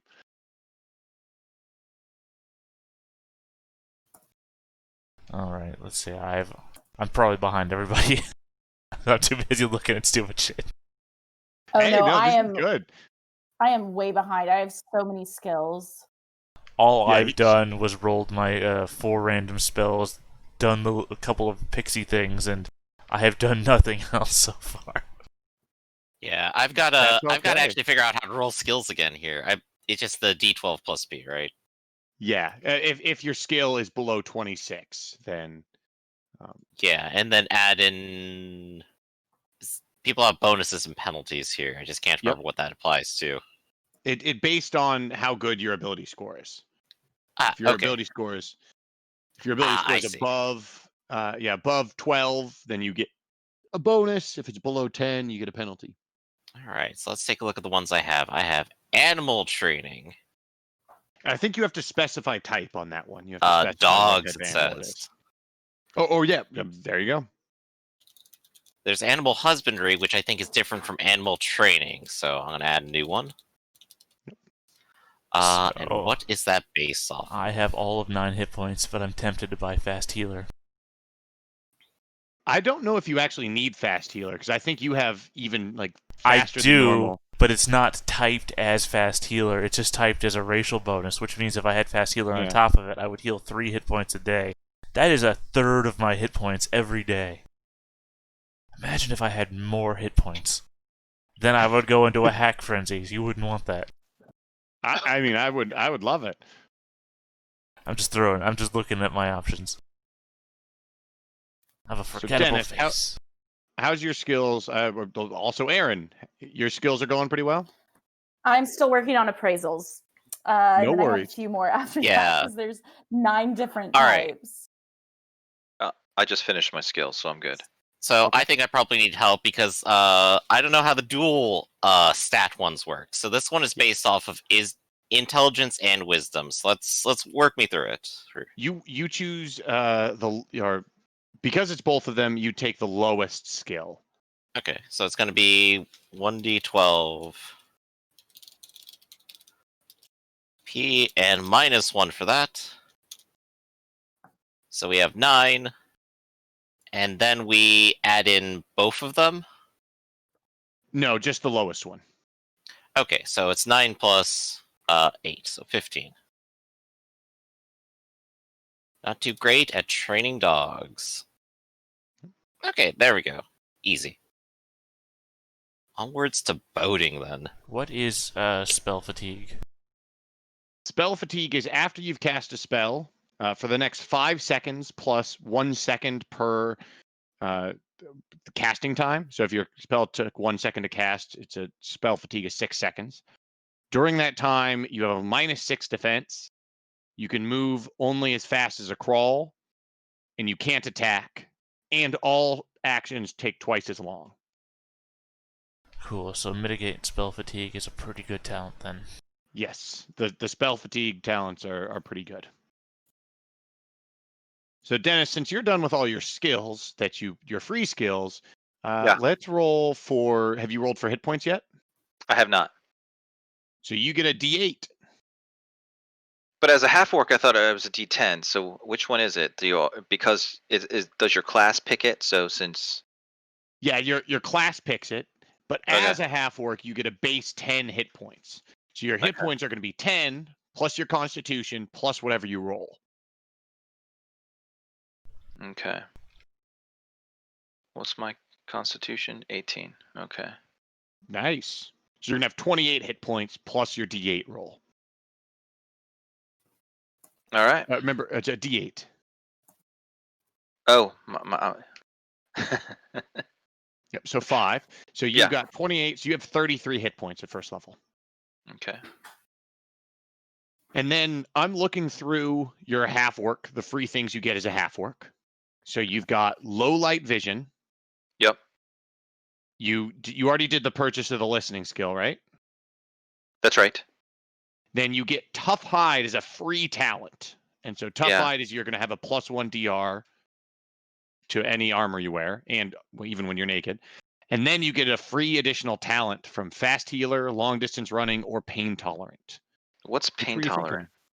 thinking? Pain tolerant will increase your threshold of pain, so you won't get threshold of pain as easily. Oh, I totally want that. All right. So pain tolerant. Okay. It's like 10%, right, or something. Yeah, it adds 10% to your threshold of pain threshold. So do we figure out the threshold of pain now? Then can Let's we do it that? right now. So Alright. it's going to be, since you're first level and a fighter subclass, you're going to be at, normally you'd be at 32% of your hit points, but because of pain tolerant, you're at 42% of your hit points. Okay. So 42% of, what'd we say? It was 33? Yeah. So if you take 13 hit, so 13 was your threshold of pain. So if you ever take more than 13 points of damage, Okay. you're going to be threshold We of don't pain. round up. Well, that's kind of how it is. So you can either have it at 14, Okay. and then if you take 14 or more, it depends on if you want it to be greater than Uh-huh. or equal to or greater than activates your threshold of pain. Okay. I'll just leave it at 13 then. What about the save? What's that? The save is going to be half your constitution. So if you do get Okay. threshold of pain, you have to roll under a 9 or less because your con is 18. Okay. And then you get the free hiking / road marching proficiency also from being a half orc, but you already have it from being a ranger. So Mhm. that's a wash. And then you have a native human language. So are you also going to be from Svimosia, or do you want to be from somewhere else in the world? No, I think I'll be from Svimosia. All right. Let's see. Language is a social or academic purchase, correct? Yes. Got it.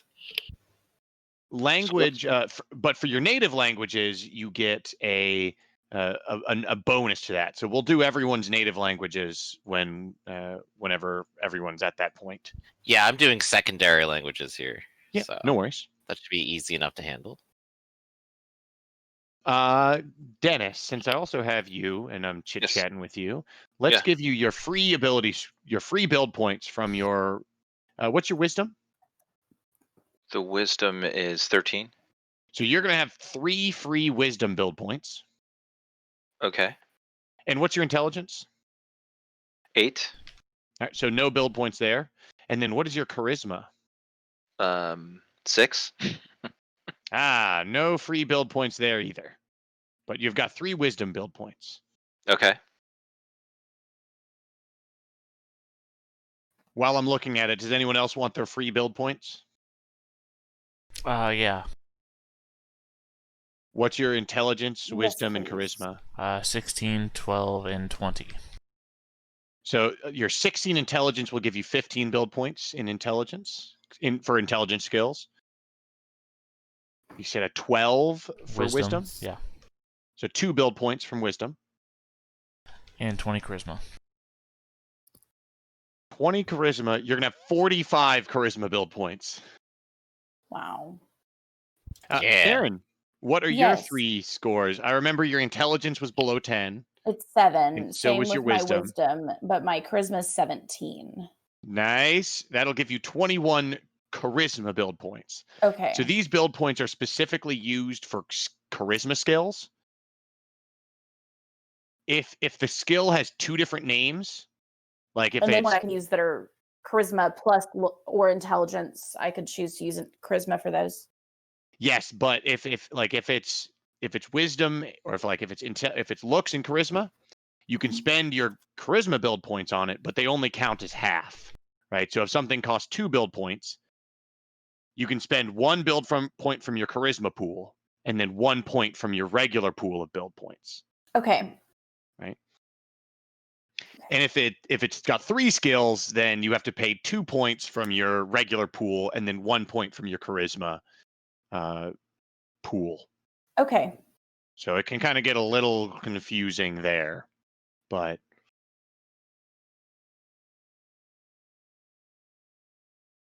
yeah. And Griffin, have you already picked out your build points? Yep, just did. My wisdom charisma are too low for anything, but I have 14 intelligence, so that's 6 extra points, Nice. which will go straight into the languages I just bought. Which puts me back at 14 total to deal with. How are everyone? Aaron, did you finish your free skills? Not yet. I've still got 2 more: salesmanship and seduction. I need You've more got a BP, so lot I gotta go of back to the skills. D1000. Ooh, you're risking it. I got to. This would be your third quirk. Yeah. 519. Paranoid. So that would be for 15 build points. Yep. Wow.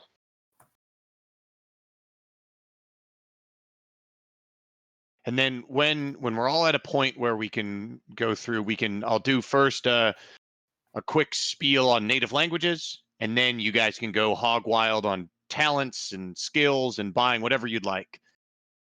Okay. I think So I'm Sounds done good. with my free skills. Let me make sure, though. Yes, I did. So native languages are wild. So here, let me see if I can, or I'll post it in the Discord, and I'll see if I can post it in Roll20 as well.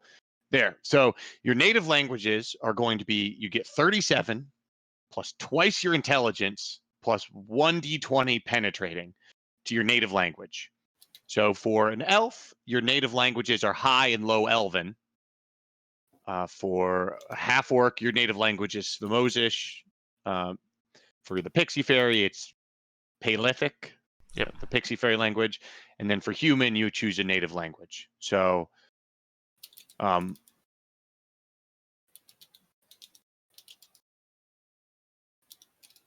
what I would do is I'd do 37 plus 1d20 plus in intelligence. Yeah, there you go. Griffin did it perfectly. 89. Very good. And your native languages go in a little different spot than your skills. So if they kind of have a spot underneath between talents and quirks and flaws, there's a spot for languages.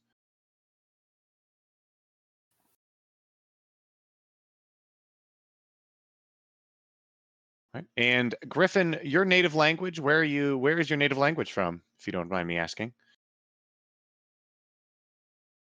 I was thinking as a protege, maybe Talon picked this person up in their travels. But maybe he just picked him up once he got onto the continent. So Samovish would make the most sense then. Okay. If anyone wants to be from somewhere else, I can go through all the different languages in other locations as well. I did go ahead and grab Merchant Tongue. Would you like to recommend a second language? A second language. Merchant Tongues is a really good one. Just because if there's foreigners in this area, they could speak it. Yeah. The Vovan jungle has a lot of Dej speaking natives. And they've got some various dialects in the Vovan jungle that are a mix of Smivosish and Dej. How's that spelled? Dej is Dejy. There we go, Digi. Cool. You could also go Dorvan, as these hills to the north are Dorvan. There's a bunch of hobgoblins in El Karg. Or you could always go with a monster language as well. So. Yeah.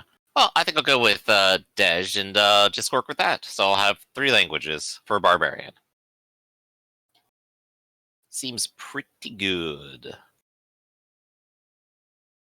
So did if you- I have bilingual proficiency, do I Yep. need to roll for both high and low elven to see how good I am at those? Yes. So basically what the bilingual proficiency does is it allows you to roll natively for any language that you have that you basically count as having 2 native languages, essentially. Okay, So instead of buying the language like a skill and starting from really low, you just start with a really high value. Okay, so then I roll the 37 times 2 plus 20 or d20 for those 2. Yep.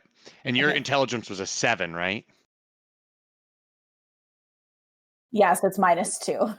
Or Well, no, so 14. There we go. for the native language, it's handled just a little differently. So yeah, it'll be 37 plus 14 plus 1d20.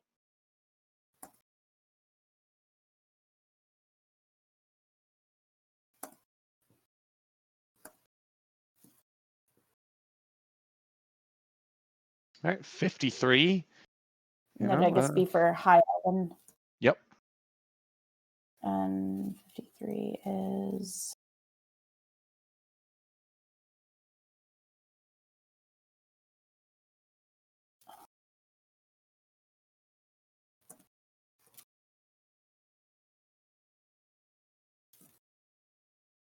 So And Rangers. Dennis, did you roll for? Oh, you got a 65. Perfect. Yeah. What did Rangers? What was your question about Rangers? So they don't like any armor, right? So they're like light armor, proficient. So, and then my other question is, you can't use a shield while you're using like any kind of two-handed weapon, right?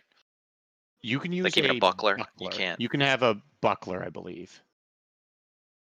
Okay.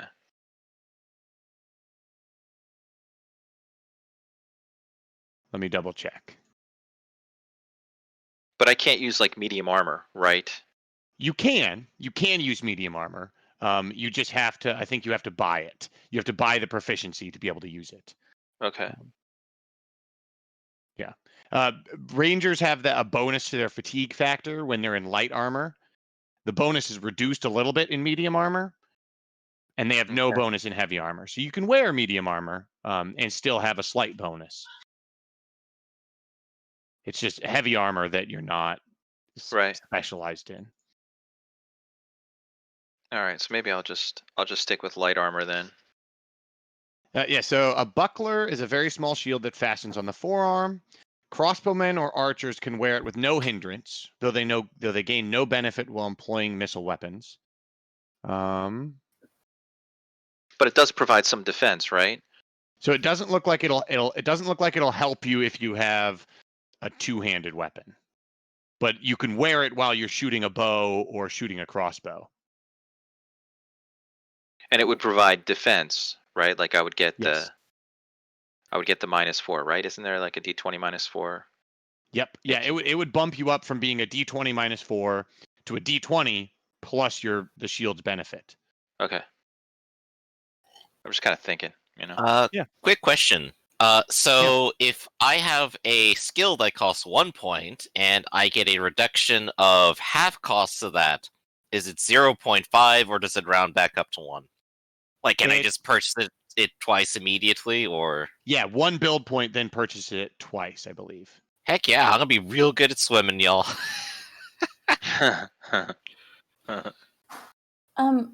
Where do I determine what my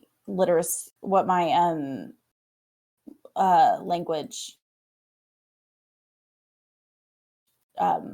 like I have my modifier or my levels, but I don't have know where to find my mastery of it. The mastery is determined by what percentage you have or what your current skill level is. What is your current skill level? I got a 53 in High Elven and a 52 in Low Elven. So both of those are advanced skills Okay. at the moment. That's found at the very beginning of the skill section. Oh, okay. I think I must have passed right over it. Totally fine. There's a lot. We're throwing a lot at you, and you're handling it really well. And then I also need to choose a human language, correct? Yes. So there's several options. So down here, if you're in there's several forests in the island continent that they're on. Mm-hmm. Would you like to be from this island, or would you like to be from another spot in the world? I think since she is a flat earther and wouldn't want to go on a boat, I think it would make sense that she would already be from here. Okay. So there's this huge jungle in the south. Like this entire southern area is jungle, and so there are elves that live there. Okay. The humans that live in that area speak a combination of Dej, a weird Vovan tongue, which is like half Dej, half Svimosish. Okay. And then the humans that live to the north speak Svimosish. Okay. So there's kind of 3 languages in that area. If you want to be from the Vovan jungle. Okay. A little and bit farther. Yeah. What would you recommend? Dej would be good if you want to speak to some natives. If you speak the native tongue of the Vovan jungle, it's really going to be specific. So if you choose that as your specific language, you're really only going to be able to talk to them very well. If you speak Svimosish, you'll be able to talk really well to everyone outside of the jungle. But when you're in the jungle, you'll have just a little bit of trouble. I think I'm going to go Svimhosen. Yep. Svimhosen. And gobbledygook is what Theta calls it. But here is also how you spell it. You know, now that I know that I can have woodland thralls, I'm kind of going in on the animal stuff. Yeah. I just went 31 into animal empathy because I kept rolling 3s, 2s, and 1s. So many points wasted. But now I'm going animal training, which requires an animal empathy greater than 30. And how many build points does it cost to take a language? So at first level, it is a 1 build point skill.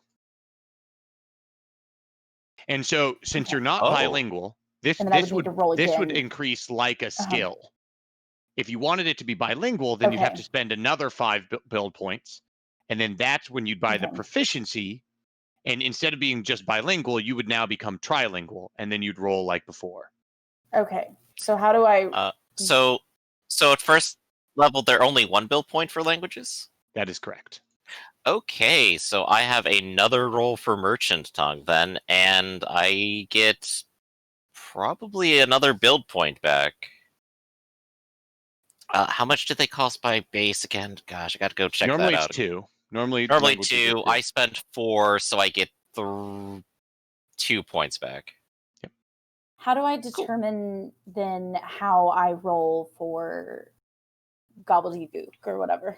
Yeah, for Svimosish. Would you like to buy it as a native language, or would you like to buy it as a skill, like how you bought appraisal and things like that? Sure, I guess. Yeah, probably. So if you buy it like a skill, then it's going to cost 1 build point every time you buy it. And if you buy it like a native language, it'll cost 5 build points, and you'll automatically start with somewhere like 52 or 53 or higher. So, but in this case, I would just get like novice or something. Yeah, most likely if you just buy it with 1 build point, you'll most likely be a novice level speaker. Okay. And so it depends on how good you want to be at this Svimosish. Yeah, you know what? I probably should buy it. Like, become trilingual, I think.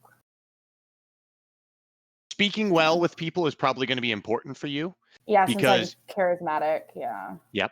And if you have low language skills, you'll actually take a penalty on your social skills, speaking to people in that language. So then I bought the 5 points. I'm now trilingual. So then I roll again with the 1d20 plus 37 plus. Okay, great. Yep, plus 14. Yep. Okay, plus 37 plus 61. Okay, so that's awesome. So that is also going to be average. So just so you guys you know where the penalties and where the benefits are from having languages. If you had a novice level skill, you have a minus 60 to social skills. If you have average, you have a minus 30. And if you had advanced, and advanced is 51 to 75, you have a minus 10. Oh, that's pretty cool. I didn't realize that that was even a thing. I've typically been adding it in on the back end to all my NPCs. I've been giving it as a bonus. But I've mentioned it once or twice, but now's a good time to just reiterate that that's where those are coming from. So when you're really good Good. at a language, and that's actually why some of your discussions with the elder in Anavim went poorly, is because you guys have a really low proficiency in Fimosish. And so while you were saying some really good things in role play, it wasn't translating well. So Well, that makes sense.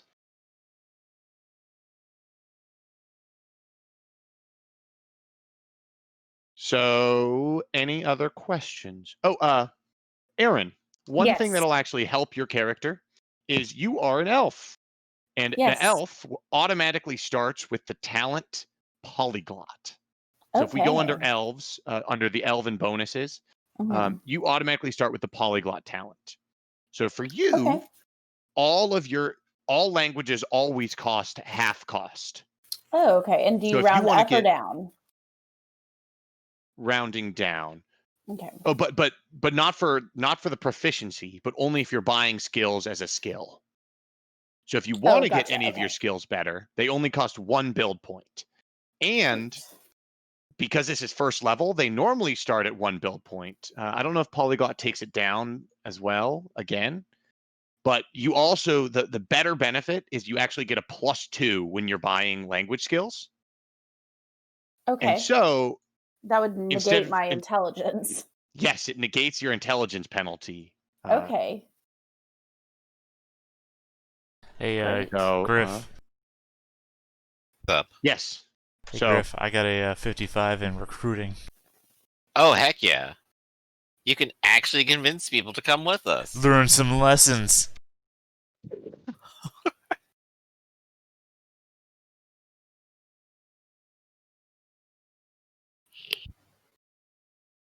Okay. so yeah, that's a cool benefit that you have as an elf.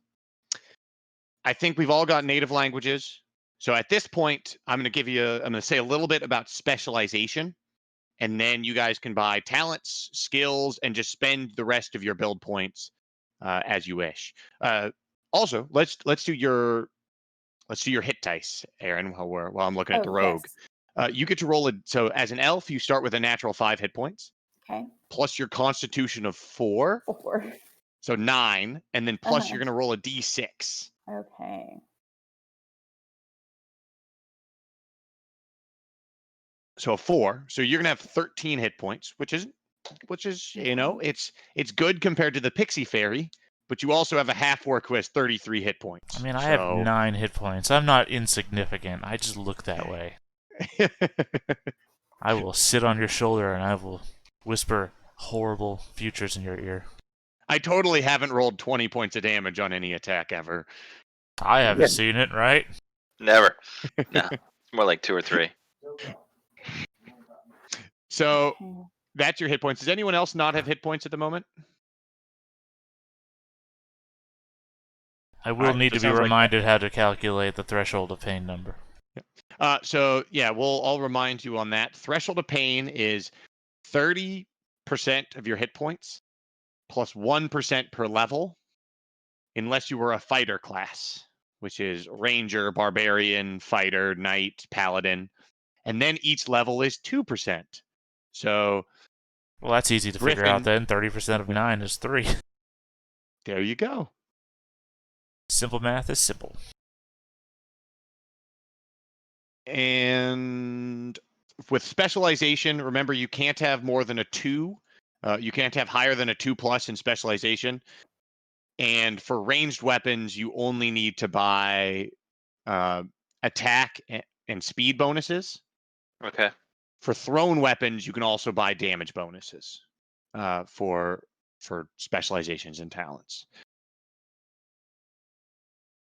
And I guess now I can kind of let you loose to run into things and ask me for help.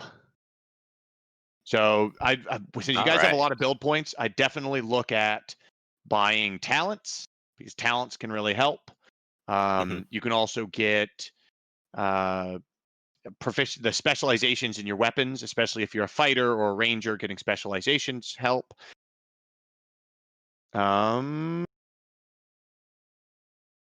And skills are always fun. I like a balanced. I usually take a balanced thing where I try to spend equally, so I have some skills and some specializations. Is anyone looking at any expensive or big weapons? I guess since Aaron and Theta aren't going to be really fighting very much, they're Yeah, probably not going to buy expensive things. No, I did decide to get a crossbow proficiency. Okay. Yeah, I went with the pixie bow. Okay. I think as a pixie fairy, you have some weird rules with money because I think you just get whatever pixie fairy equipment you want. Because we all Yeah. come from the mother tree, baby. Yep. It's all hippie dust and wacky What's your weed out name? here. Oh wait, I can't do. Is it gonna be like Tinkle I Fairy or cannot do something? Crossbow. Oh yeah, Tinkle Fairy. No, that's what you're gonna call me though, I'm sure. Why can't you use the crossbow? I can. I just if I want to be able to get the Elven preferential talent access, it's got to be for crack shot or grease lightning. It has to be for a longbow or a short bow. It can't be for a crossbow. So I might get instead. Let's see. I'm gonna put points down on fast talking because I like this gain extra seconds to act. I'm just gonna fast talk you while I pull out my tiny little bow. So for everyone, the starting silver is 35 plus 2d12. But if you feel like that's not enough money, because like the short bow's 30 silver pieces, like if someone wanted a long bow, then that's 75 silver pieces. Ouch. Or if the barbarian wanted the two-handed sword, then that's 50. So there's several ways you can do it. You can buy increases of silver at a rate of, I think it's 1 silver piece for 5 silver. Yeah, you can get an additional 5 silver for 1 build point. So that's one method. Another method is you can spend 5 build points and get inheritance, in which you get 20 plus 1. It costs 5 build points. I'll write it in the chat. 5 build points for 20 plus 1d12 penetrating silver pieces, but it can only be spent on one item, and that's inheritance. So like you could inherit, if you wanted a two-handed sword, you could inherit a two-handed sword and use that money all towards that one item. And it could be like your father's two-handed sword, or your father's longbow, or your grandfather or your grandmother, or wherever you got it. Or you can also choose to be from an upper class of living. So you could be like from nobility. And then that costs to be in the upper level of society. Then it costs 25 build points, and you double the amount of starting money you start with. So you start with 70 plus 40, 12. So what about Yeah. Go ahead. What about me? Because I'm an orphan and a bastard, so I automatically get half. So how can Yes. I? Yeah. So you automatically start with half. But so if you chose to be from the upper crust of society, you would get half doubled, which would be the original starting money. Right. I think it only applies to your starting money, like your original like 35 plus 2d12. So you could do inheritance and you'd get full value from inheritance. And I think you'd get full value from the 1 build point is 5 silver. Okay. What's how much does the inheritance cost? That's 5. It's 5 build points, and it gives you 20 silver pieces plus 1d12. But that money can only be spent on one item. Okay. I think I want to do that. I also want to do that. Okay. And that costs 5 build points. You can buy it multiple times as well. So if you wanted an item that was worth up to 40 plus 2d12, then that's also possible. But then that's 10 build points. I'll just do it once. Right. So then my original roll of 59, so I basically have like 29 out of that, right? Yeah. Yeah. Yeah, 29 works. Okay. Whoops, wrong thing. Sorry. Nice. The exclamation P was correct. Yeah. But it would just be. I accidentally put, instead of 1d12, I did 1 2 1 2.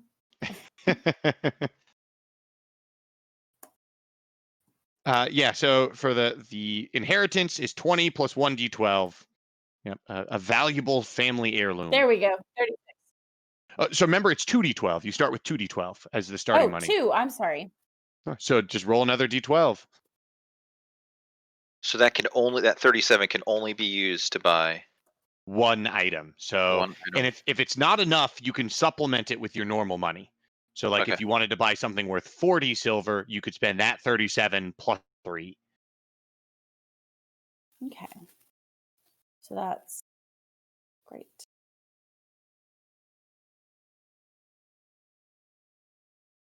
One thing, Aaron, since you come from D&D as your main background, you're noticing everything is in silver pieces. Instead of D&D is a gold currency game, so there's gold, and that's what everyone uses on average. Hackmaster is just a silver-based currency, so it's basically it's the Okay. same as D&D, except everything is in silver instead of gold. Gotcha. So. Okay. So cool. I've got 42 to start with.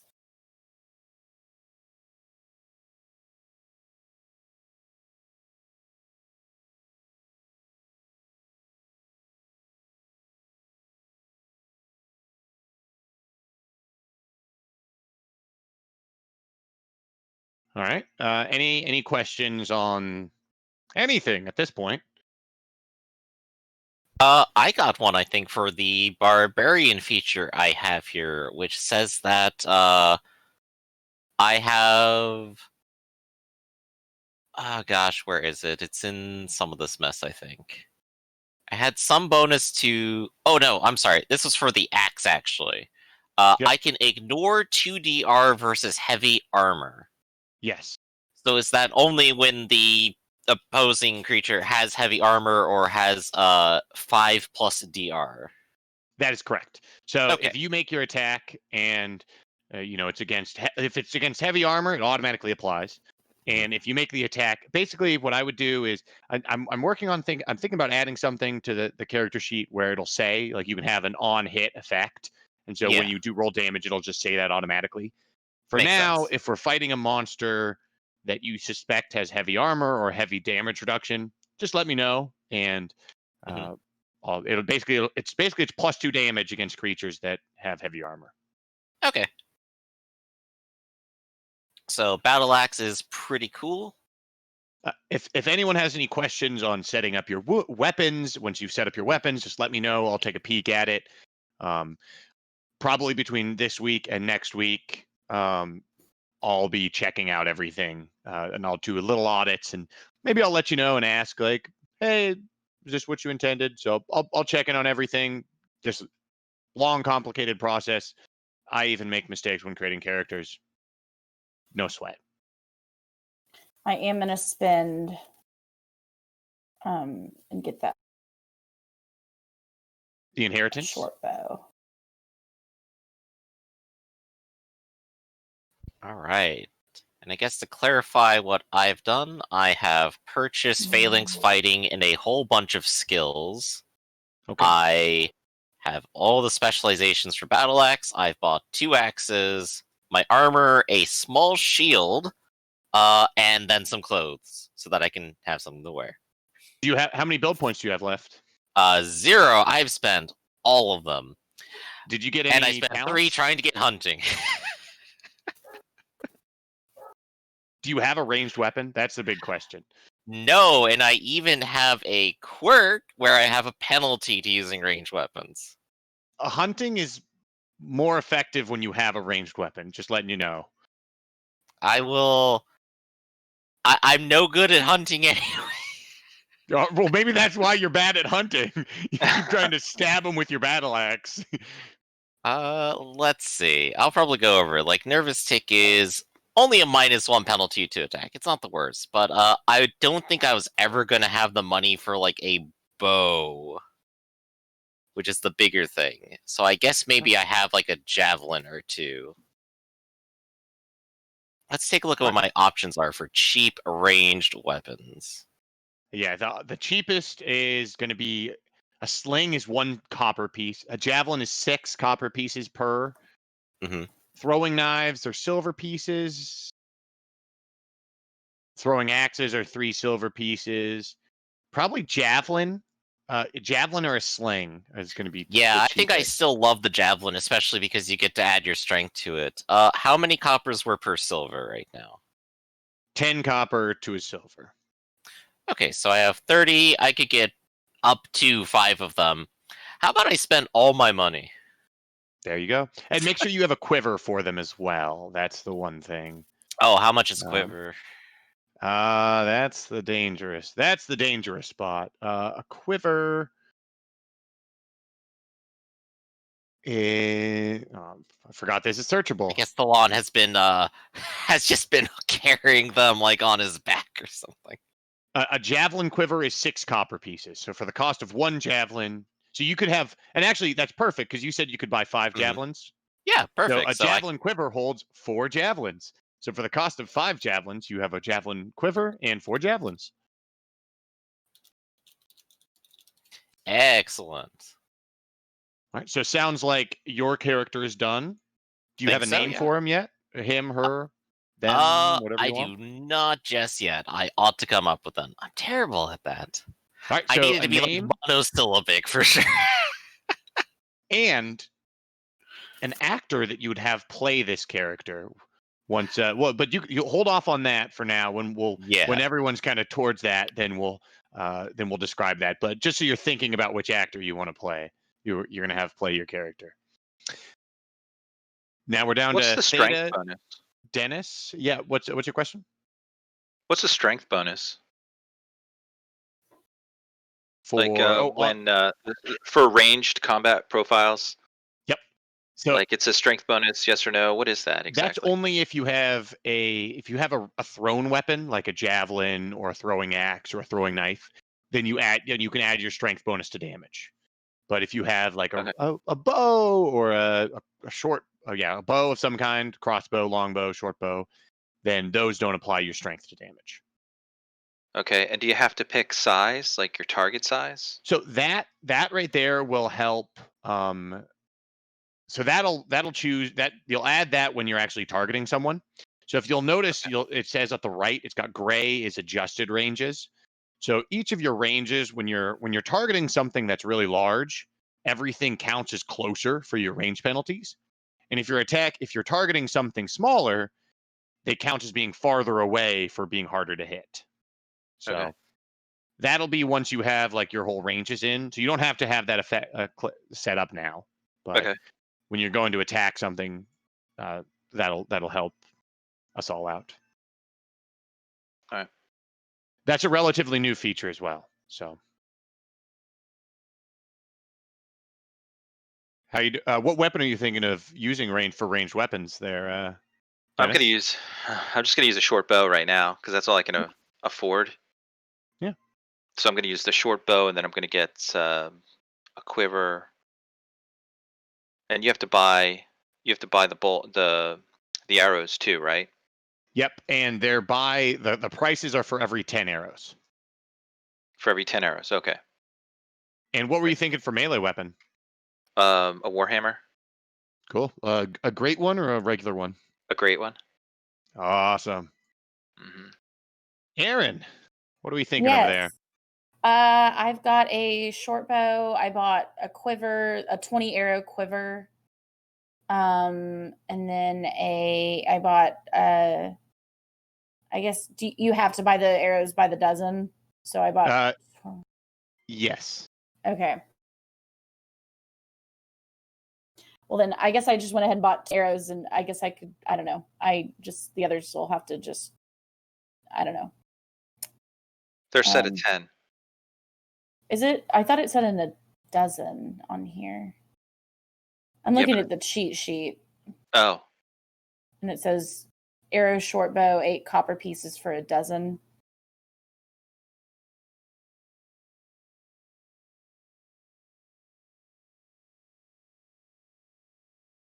But I don't know.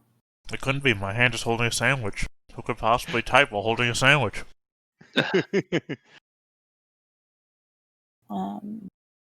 Sorry, I was I was probably accidentally ignoring you there, Aaron. I Oh, was that's okay. trying to figure out who Puck was, which is Theta. But yeah, you buy them by the dozen if you're buying it in there. 24. I guess I also need some leather armor, probably. It's a good armor. If you're gonna also need a quiver, Um, and the quivers come in how do 12, I... 12 arrows, 20 arrows, or 4 javelins. Those are the 3 different sizes. Yeah, I did 20 arrows. Right. Yep. And so that's a war quiver, so it'd be 6 copper pieces. That's all. Mm-hmm. There's Yeah, nice I'm down bundles. to like 3 silver, I think, right now. Cool. There's nice bundles for outfits as well, so you don't have to go through and like unless you really like going through and picking out your exact outfits. No, In I which don't case, care. knock yourself out. It's entirely up to you. I don't These care. bundles are on page 195, right next to quivers. So Let's see. Okay. 195. Okay.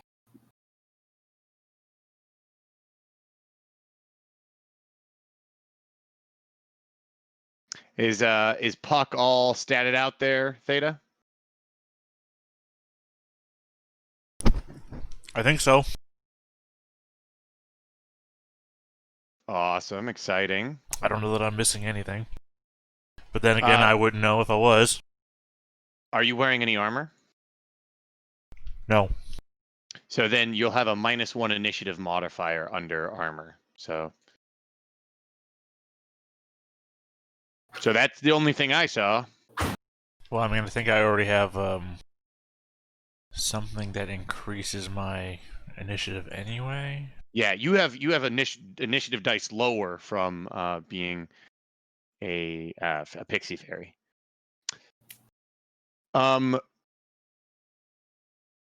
One thing, Theta, do you have what was your previous hit dice roll? Do you mean my current hit dice roll?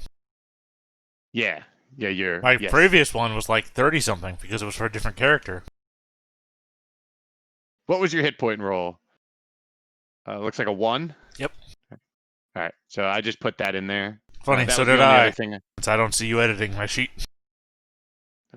Well, I added the initiative bonus or the initiative penalty from being a mage. I added the initiative modifier for having no armor, and I think that is all. I'm not seeing the clothing bundle. Page 195 on the right. It's kind of in like a little text thing.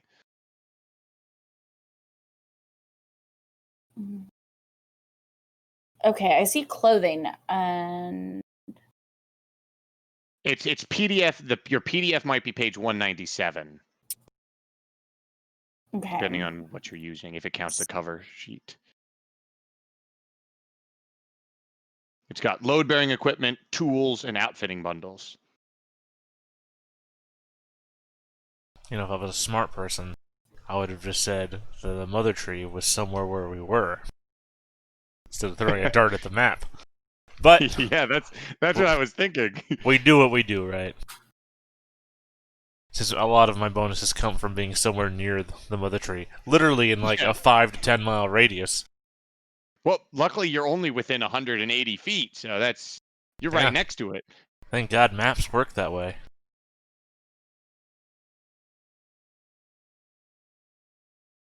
All right. Are you finding that, Aaron? No, I'm not. I'm looking through it though. I'm sure I'll find it. I'm seeing like all of the equipment. But let's Are you on the clothing page? I was, and then because I didn't see it, I scrolled down and It's just one page after the clothing, and it's not in the same format as all the equipment clothing, stuff. Expedition. It's in like a load-bearing blurb equipment to the right. Tools.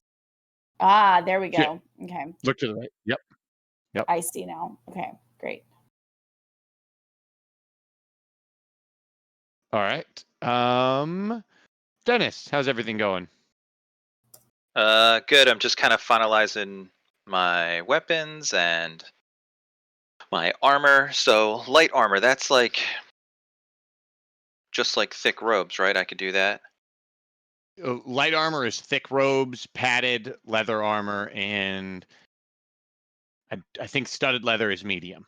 So yeah, studded leather is medium. So light armor is padded leather and thick robe. And thick robes is actually not even considered light armor. So anyone can wear thick robes. Okay, so I'm like a little bit confused with the ranger. So the ranger, um,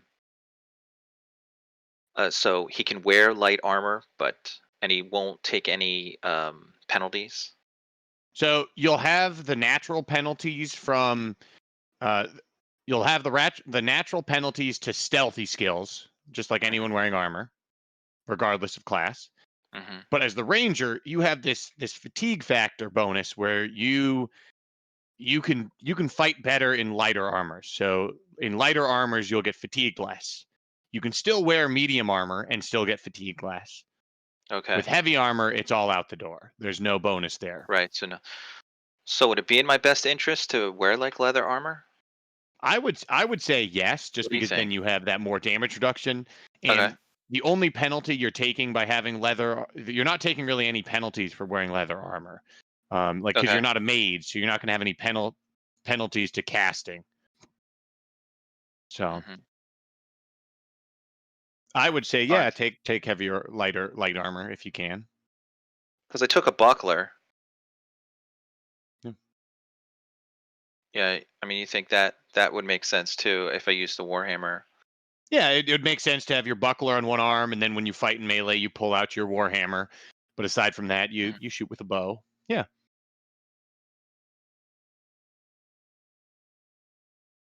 Yeah, you could even go up to like eventually you can get Okay. medium armor as well. The only thing is you'll just be less sneaky, and that's the only thing that's going to Right. make a difference. So I don't think Right. the writers of this book have really thought things through. Really? Um, I'm just saying, the average pixie weighs 9 to 15 pounds, right? There's a section on here about pixies in armor. The pixies wearing armor sometimes have their wings removed to better make the armor fit better.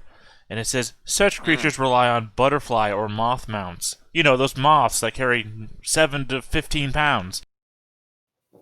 I think they're speaking about very Giant moths. large moths. Moths, Yeah, well giant known moths. for their Basically resilience. birds. Moths are well known for their resilience and not just totally falling apart if you tap their wings slightly. We're getting towards Monty Python territory with it for sure. It's like a 5-ounce bird can't carry a 5-pound coconut.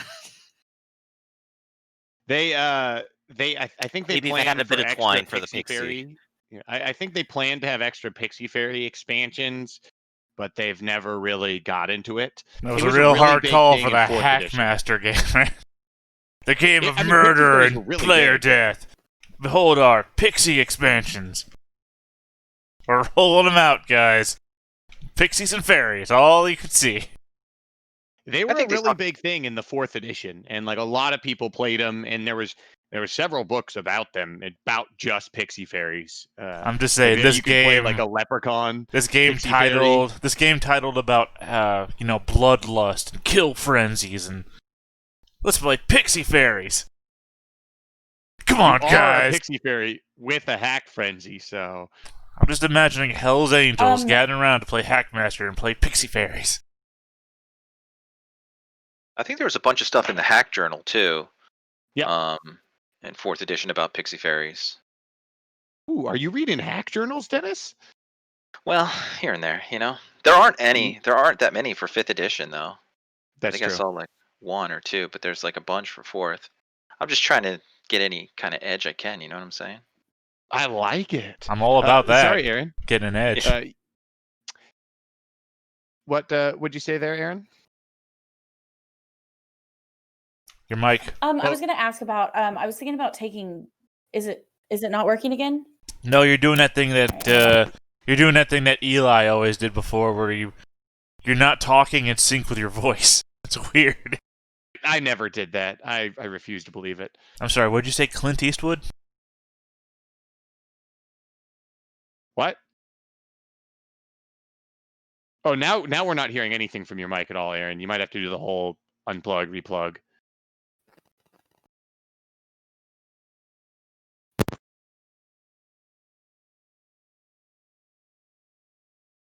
Nope, nothing. We had one of these issues right when we were getting started, so. But it sorted itself out, so we shall see. Nope. Silence. Nothing. Oh, we can hear the mic coming in and out. Like when you unplug it, we can hear that, but nothing. How quiet am I if I don't have my earbuds in? Not at I all. know In fact, that's you're not louder. ideal. Yeah, you're louder. Okay, I know that's not ideal, but I've got new earbuds coming for next week. But Cool. hopefully my dogs won't bark and it won't be super loud for everyone. But I had a question about is it Glercy or Glercy? Yes. And I wanted to know, do I need to roll that like a language if I take that as a proficiency? Nope. If you Okay. buy it, you have it. You know trail language. Okay, great. Because I was thinking that might be nice to have. Yep. And then local history, when it comes to that, what is the specific area? Like, how big is that area able to be? So local history, everyone automatically has local history in the town that they're from. That's an Okay. automatic thing. But if you take local history, you choose a village, a town, and if you're in a bigger town, you choose like a specific neighborhood. So it's a very specific area. So yeah, if applied to a large village, town, or city, the knowledge is specific to a particular neighborhood or district. Okay. So the best thing to do would be to actually choose a town, and then you pretty much know everything about that town or village. Okay. Would that be something helpful? Like, are there any recommendations of where that would be helpful in the area that we are going to be?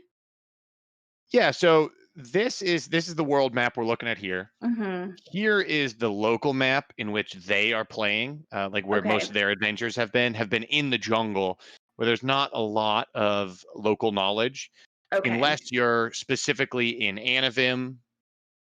The main town that they've been operating out of inside the village, like outside of the jungle, has been Imosvum. Okay. But if on this map, you could choose any of these little towns, and if you choose local knowledge about it, there's probably more of an incentive for us to go to that one of those little towns and, run side adventures there or side Okay. quests there. Sure. Maybe I'll just take, let's see, what is this one called? Auroch, maybe? Yeah. Auroch, you could take Auroch. Okay. Not recommended though?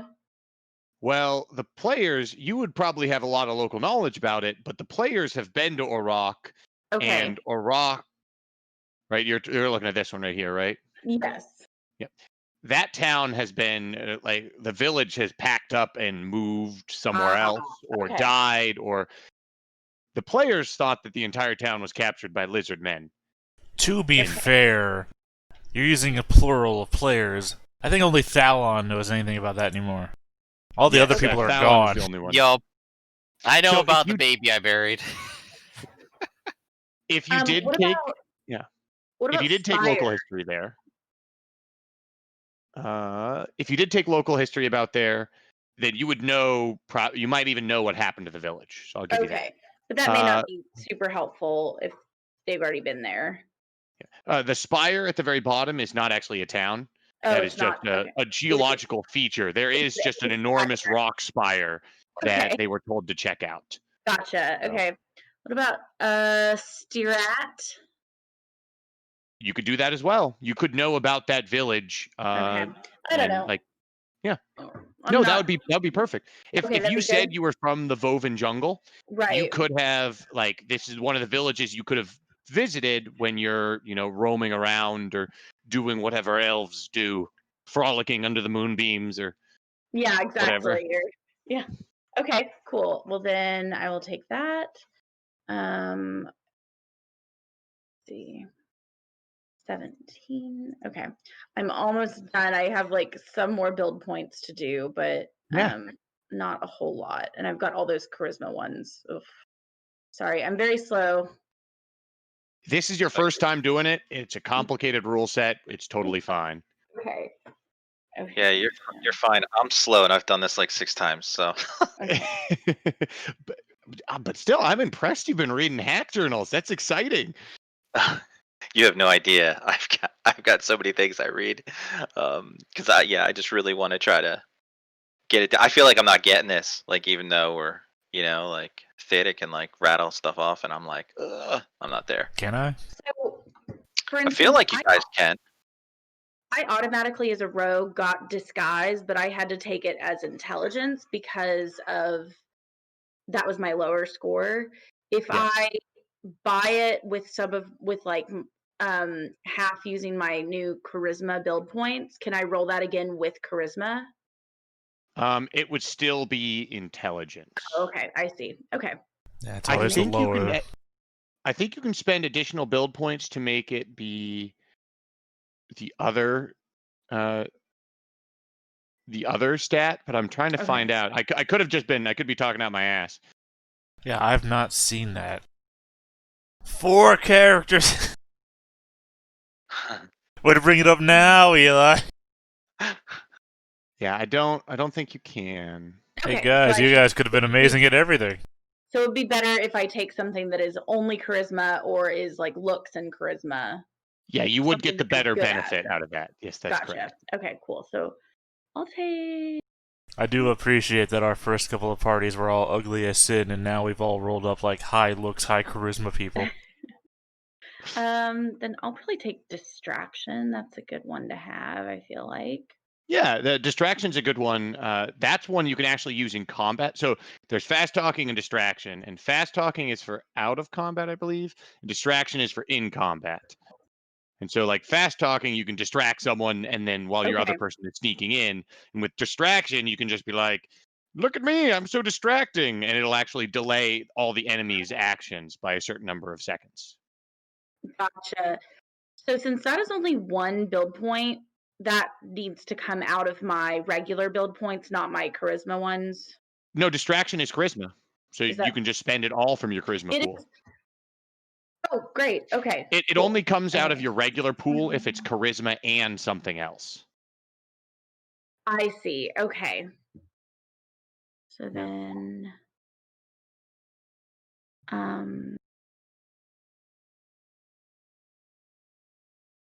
mm, Sorry, I had it backwards. Distraction is for out of combat, and fast talking is for in combat. okay.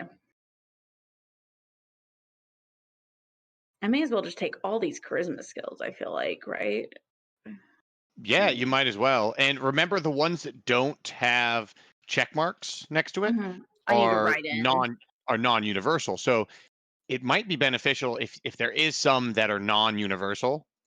It might Mhm. be beneficial to pick them up just so that you can now actually have access to that skill. Okay. Okay. Um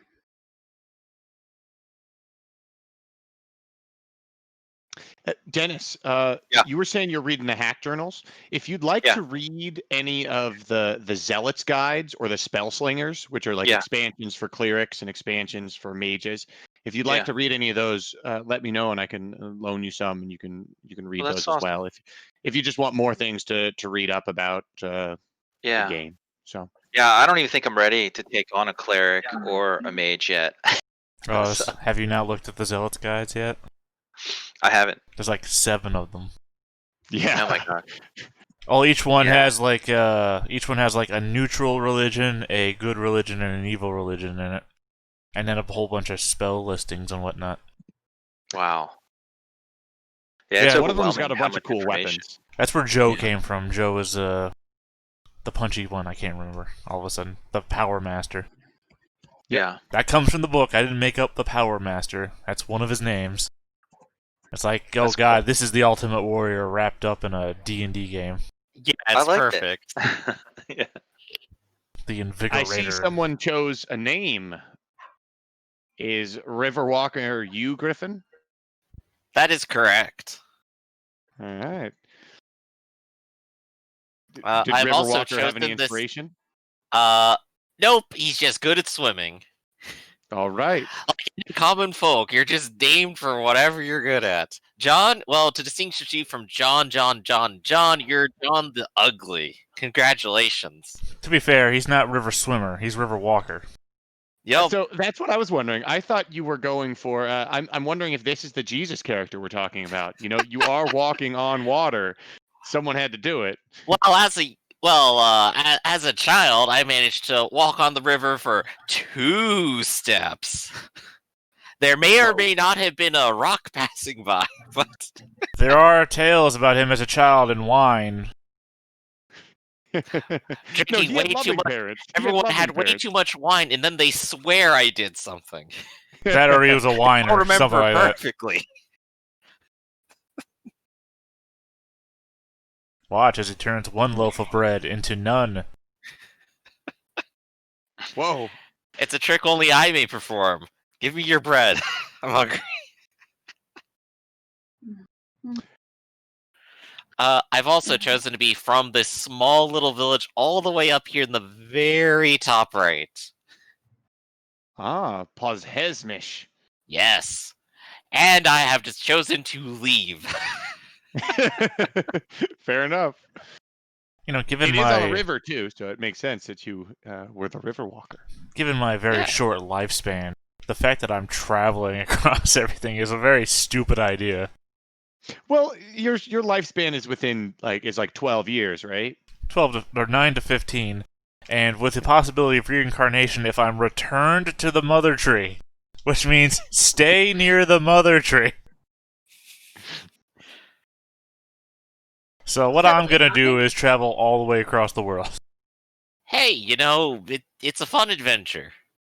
That will cost me everything. Hey, you love risk, right?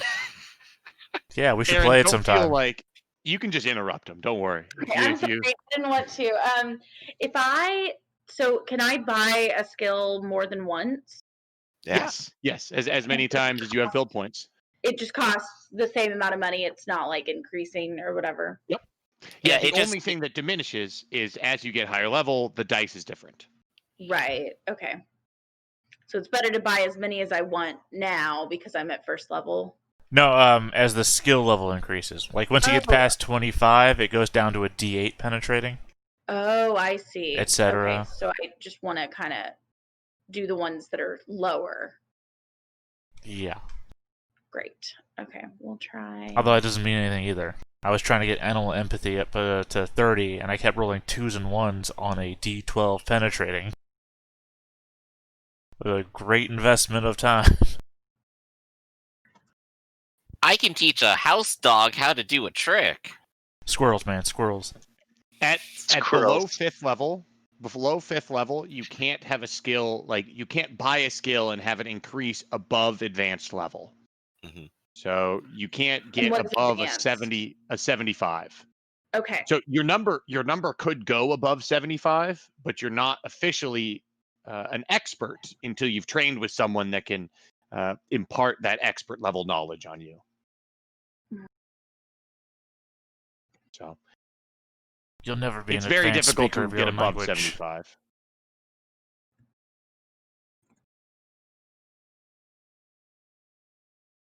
Yeah, I'm only really good at feeling what animals feel and recruiting people to my cause. You're And good at every time recruiting I- animals and humans. Every time I buy that skill, do I add my charisma to it again or just the flat number? Only the first time. Only the first time do you add your charisma to it. That's what I thought. I just wanted to make sure. So I should have added. Take. Dennis, have you chosen a name for your character? Yeah, it's Tuss. Ooh, TUS. Keep it nice and simple. tough. Nice. Uh-huh. Yeah, and he is most like I haven't seen The Boys, which is on Amazon Prime, It's a great show. It's a great show. but I like Billy Butcher, the Carl Urban. Oh, that's a great one. Yeah, he. I've seen him in some other things. Star I think Trek. he's in. Yeah, I don't think I saw him in Star Trek. I saw him in like the Lord of the Rings movies. I think he's in. Was he? I He thought was he in was. Dread. He was in Dread as well. Did you see him in that? He's in Xena, the Warrior Princess now. God, you remember him from way different things than I remember him from. Dread and Star Trek. You're like Lord of the Rings, Xena, Oh, Warrior Carl Urban. Princess. I'm You're also talking about middle aged, Carl Urban. dude. So So what? How old are you? take a guess. I don't know, 50. I'm Nice, bad at nice. this. On Sunday, next Sunday, I will be 48. Okay, there you go. You're Oh, only Yeah. you're only Have a like 10 years have a older birthday than me. There you go. This is dangerous because next week you're going to hear me singing, and Yeah, I might not be here next week. I'm gonna duck out next week. So for my other skills for rogue, the ones that I get the +3 for, I should just be, if I chose to buy those, I should just be adding those +3s automatically. yeah, instead of your normal bonus, you get the +3. Unless your normal, like sometimes your normal bonus might be like a +5. So in Oh, that case, you take the +5 instead of the +3. I gotcha. So mine would be +3 regardless, so it doesn't matter for mine, it seems Yes. like. Okay, great. But if I do want to take any of these that aren't He was in Yeah. he was in Lord of the Rings. He was Éomer in Lord of the Rings. Okay. I guess he only just recently entered my my movie television watching knowledge.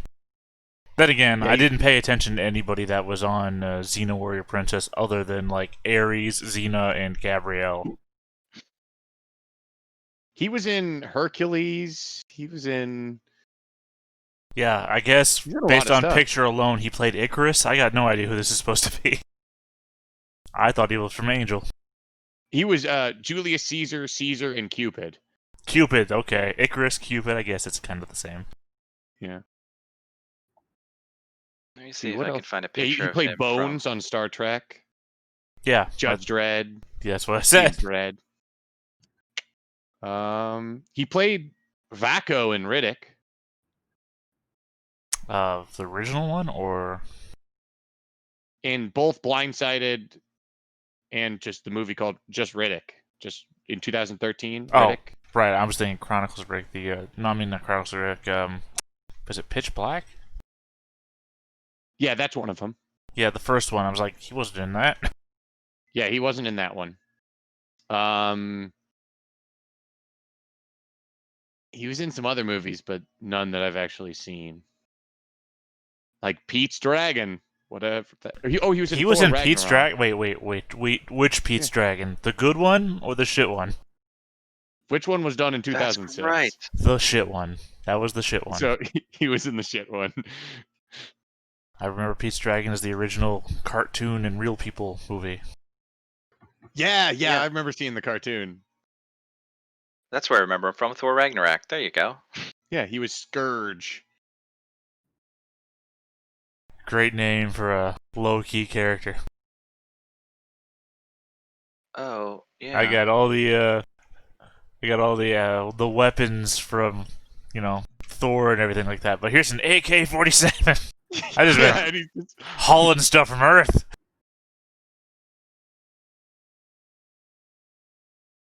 All right. How are we doing on everyone's characters? Sounds like Aaron, how are we good. doing?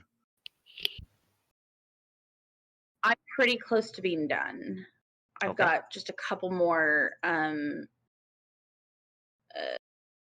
I don't have, is it better to use all of your building points or is it better to save some?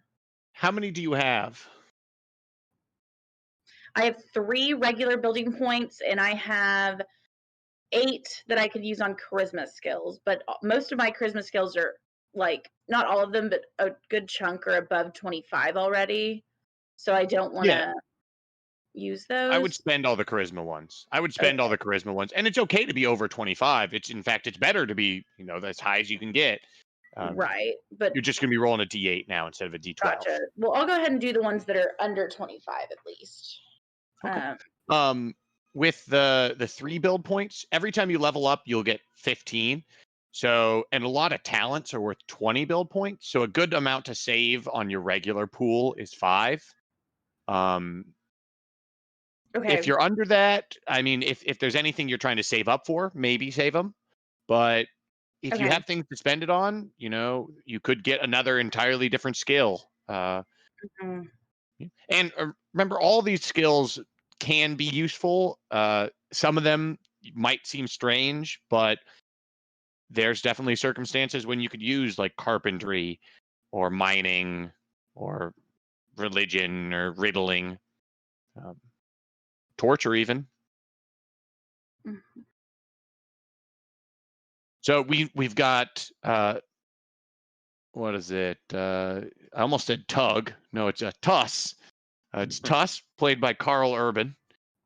We've got Riverwalker. Who do you have Riverwalker being played as?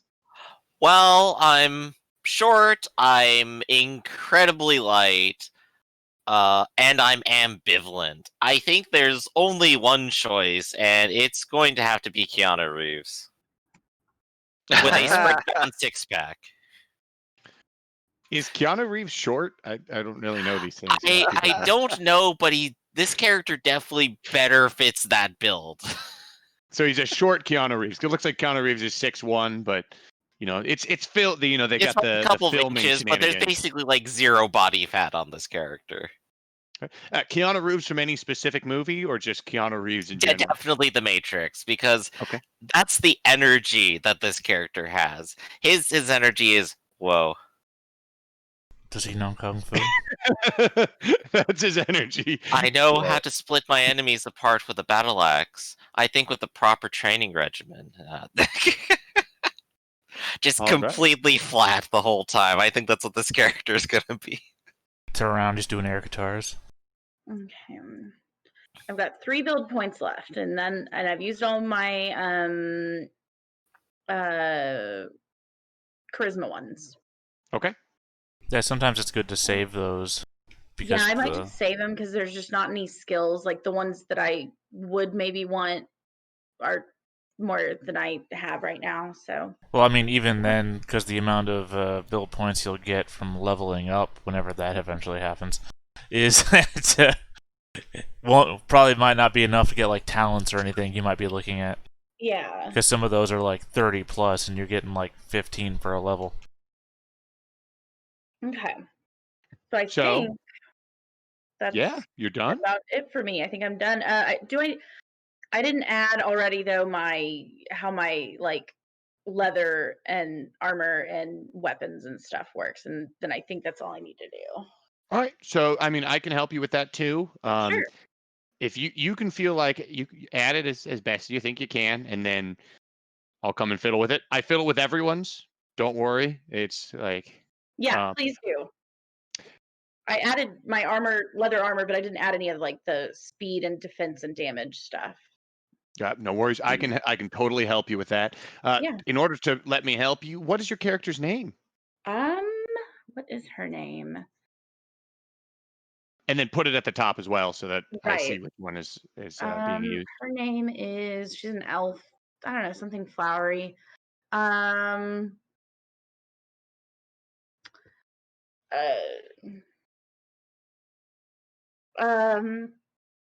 But while you're thinking, well, how about we'll flash over to Puck. Who is playing Puck? What actor is playing Puck? Brent Spiner. And it could be who is it again? Brent Spiner. I mean, if we're pulling out which Brent Spiner, well, then I'm going to go Brent Spiner from Night Court. Now, here's a question: is he himself playing the Pixie Fairy, or is he just voice acting it, and you've got CGI? You know what? No, we're putting him in really weird TNG era makeup. Nice. While he All is right. then playing the redneck hillbilly from Night Court. So you're gonna have a redneck hillbilly. I don't know exactly what that Fairy? character was meant to be, like what he was supposed to be portraying, but he was still entertaining, and I read it as redneck hillbilly. All right, I'm excited to hear this redneck hillbilly Pixie Fairy. What Second only to Deep Smoker Fairy. Yeah, Deep Smoker. Harold the Fairy from New Jersey. I mean, hey, he originally did say he was from the Bronx, so that could be where he's. It's a twist on that. All All right, right, I Aaron. picked my name, Ivy Moonflower. It's real elvish. Ooh, Ivy Moonflower. And do you have a character playing Ivy at the moment? What do you mean? What actor would you have play Ivy Moonflower? Oh, okay. Have you guys seen Midsummer or Midsommar or however you want to pronounce it? No. No, okay. Midsommar. It was That's a okay. You can still choose a Yeah. a character from that. No, Absolutely. yeah, I have not seen. It's a horror Okay. movie, and I cannot watch horror movies. Yeah, I just watched it like a couple of weeks ago. I had not like seen it in theaters because I can't do. Yeah. Okay. Let's see. Who else? Oh God, this trailer's scaring me. It's too much. I mean, all I see Yeah, are people crying. Just images of people crying. It's I mainly Wearing- that. saw There's a- birds Wearing flying, wreaths. and it just tripped. Birds flying. Whew. Yeah, it's but there's a like a minor character that's like a redhead that looks kind of elvish and waify and all that kind of stuff, and that's who I was thinking. But I don't know. What's her name? The character in the movie, Yeah. I'd have to look it up. Let me look it up real fast. Or do you That know the one right actor there? that plays it? She's like was not in like anything else. Is it that one Is right it there? that one that Theta just put in let me the see. Discord? Yeah, that girl. Isabella Grill. I think that's her name. I don't know. Let's see. Isabella Grill. Well, I mean, the article that the picture's in is literally Midsummer. Who is Isabella Grill? So I don't know if that's the character's name or the actress's name. Oh yeah. No, it has to be she's, the actress. I think that's probably the actress's name. Let Yeah, because me it's. look I mean, that's how we'd and find her. see. Maha or Maja is her character's name. Yeah. Oh yeah. Kind Okay. of like let's see if I can copy All image. right. Yeah. Oh, she was also in the movie Oh. Mord. 2018. Okay. All right. This is that's a great one. She's got a very I think Interesting it might be just demeanor. the outfit she's wearing, but is she Scandinavian or? Yeah, it's set in like a Swedish village. The movie is. Eli, she was in the movie Mord. Oh right, well, of course. I mean, she was also in Gottsplass and Ferro Fleischer. So, I Yeah, mean, think she's Swedish. So she's French, or is this? she's set to star in Tennis Dad. So who knows? Oh, that's my next upcoming favorite movie to watch. Oh, Tennis Dad. And the upcoming hit Svart Club. Ooh. Classic. Oh, she's Swedish. God, this movie's all about people crying. Yeah, there's a lot of crying in that movie. I've not seen one picture of this movie that has not have people crying. Is it a good movie? Would you recommend it?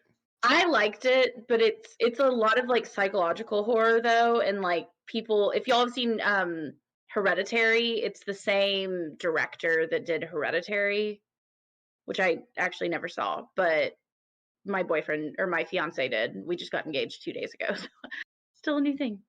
Yes, congratulations. Thank you. Yes.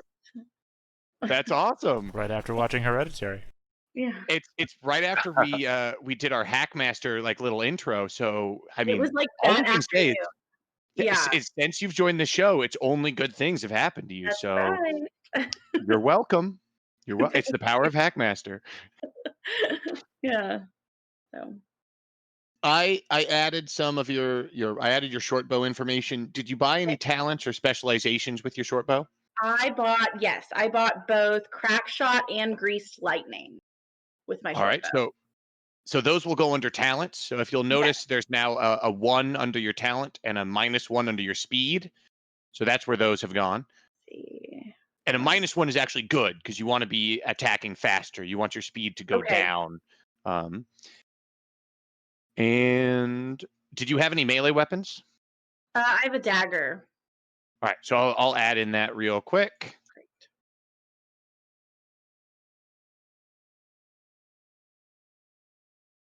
All right, and then what I think we should do is I think it's been about 2.5 hours. We should take a 5-minute break, and then we'll jump into the little introduction adventure that we're going to have. Awesome. Does that sound good to Okay. everyone? Cool. Sounds good. All right. Sounds We'll good be to back me. in 5 minutes. Okay.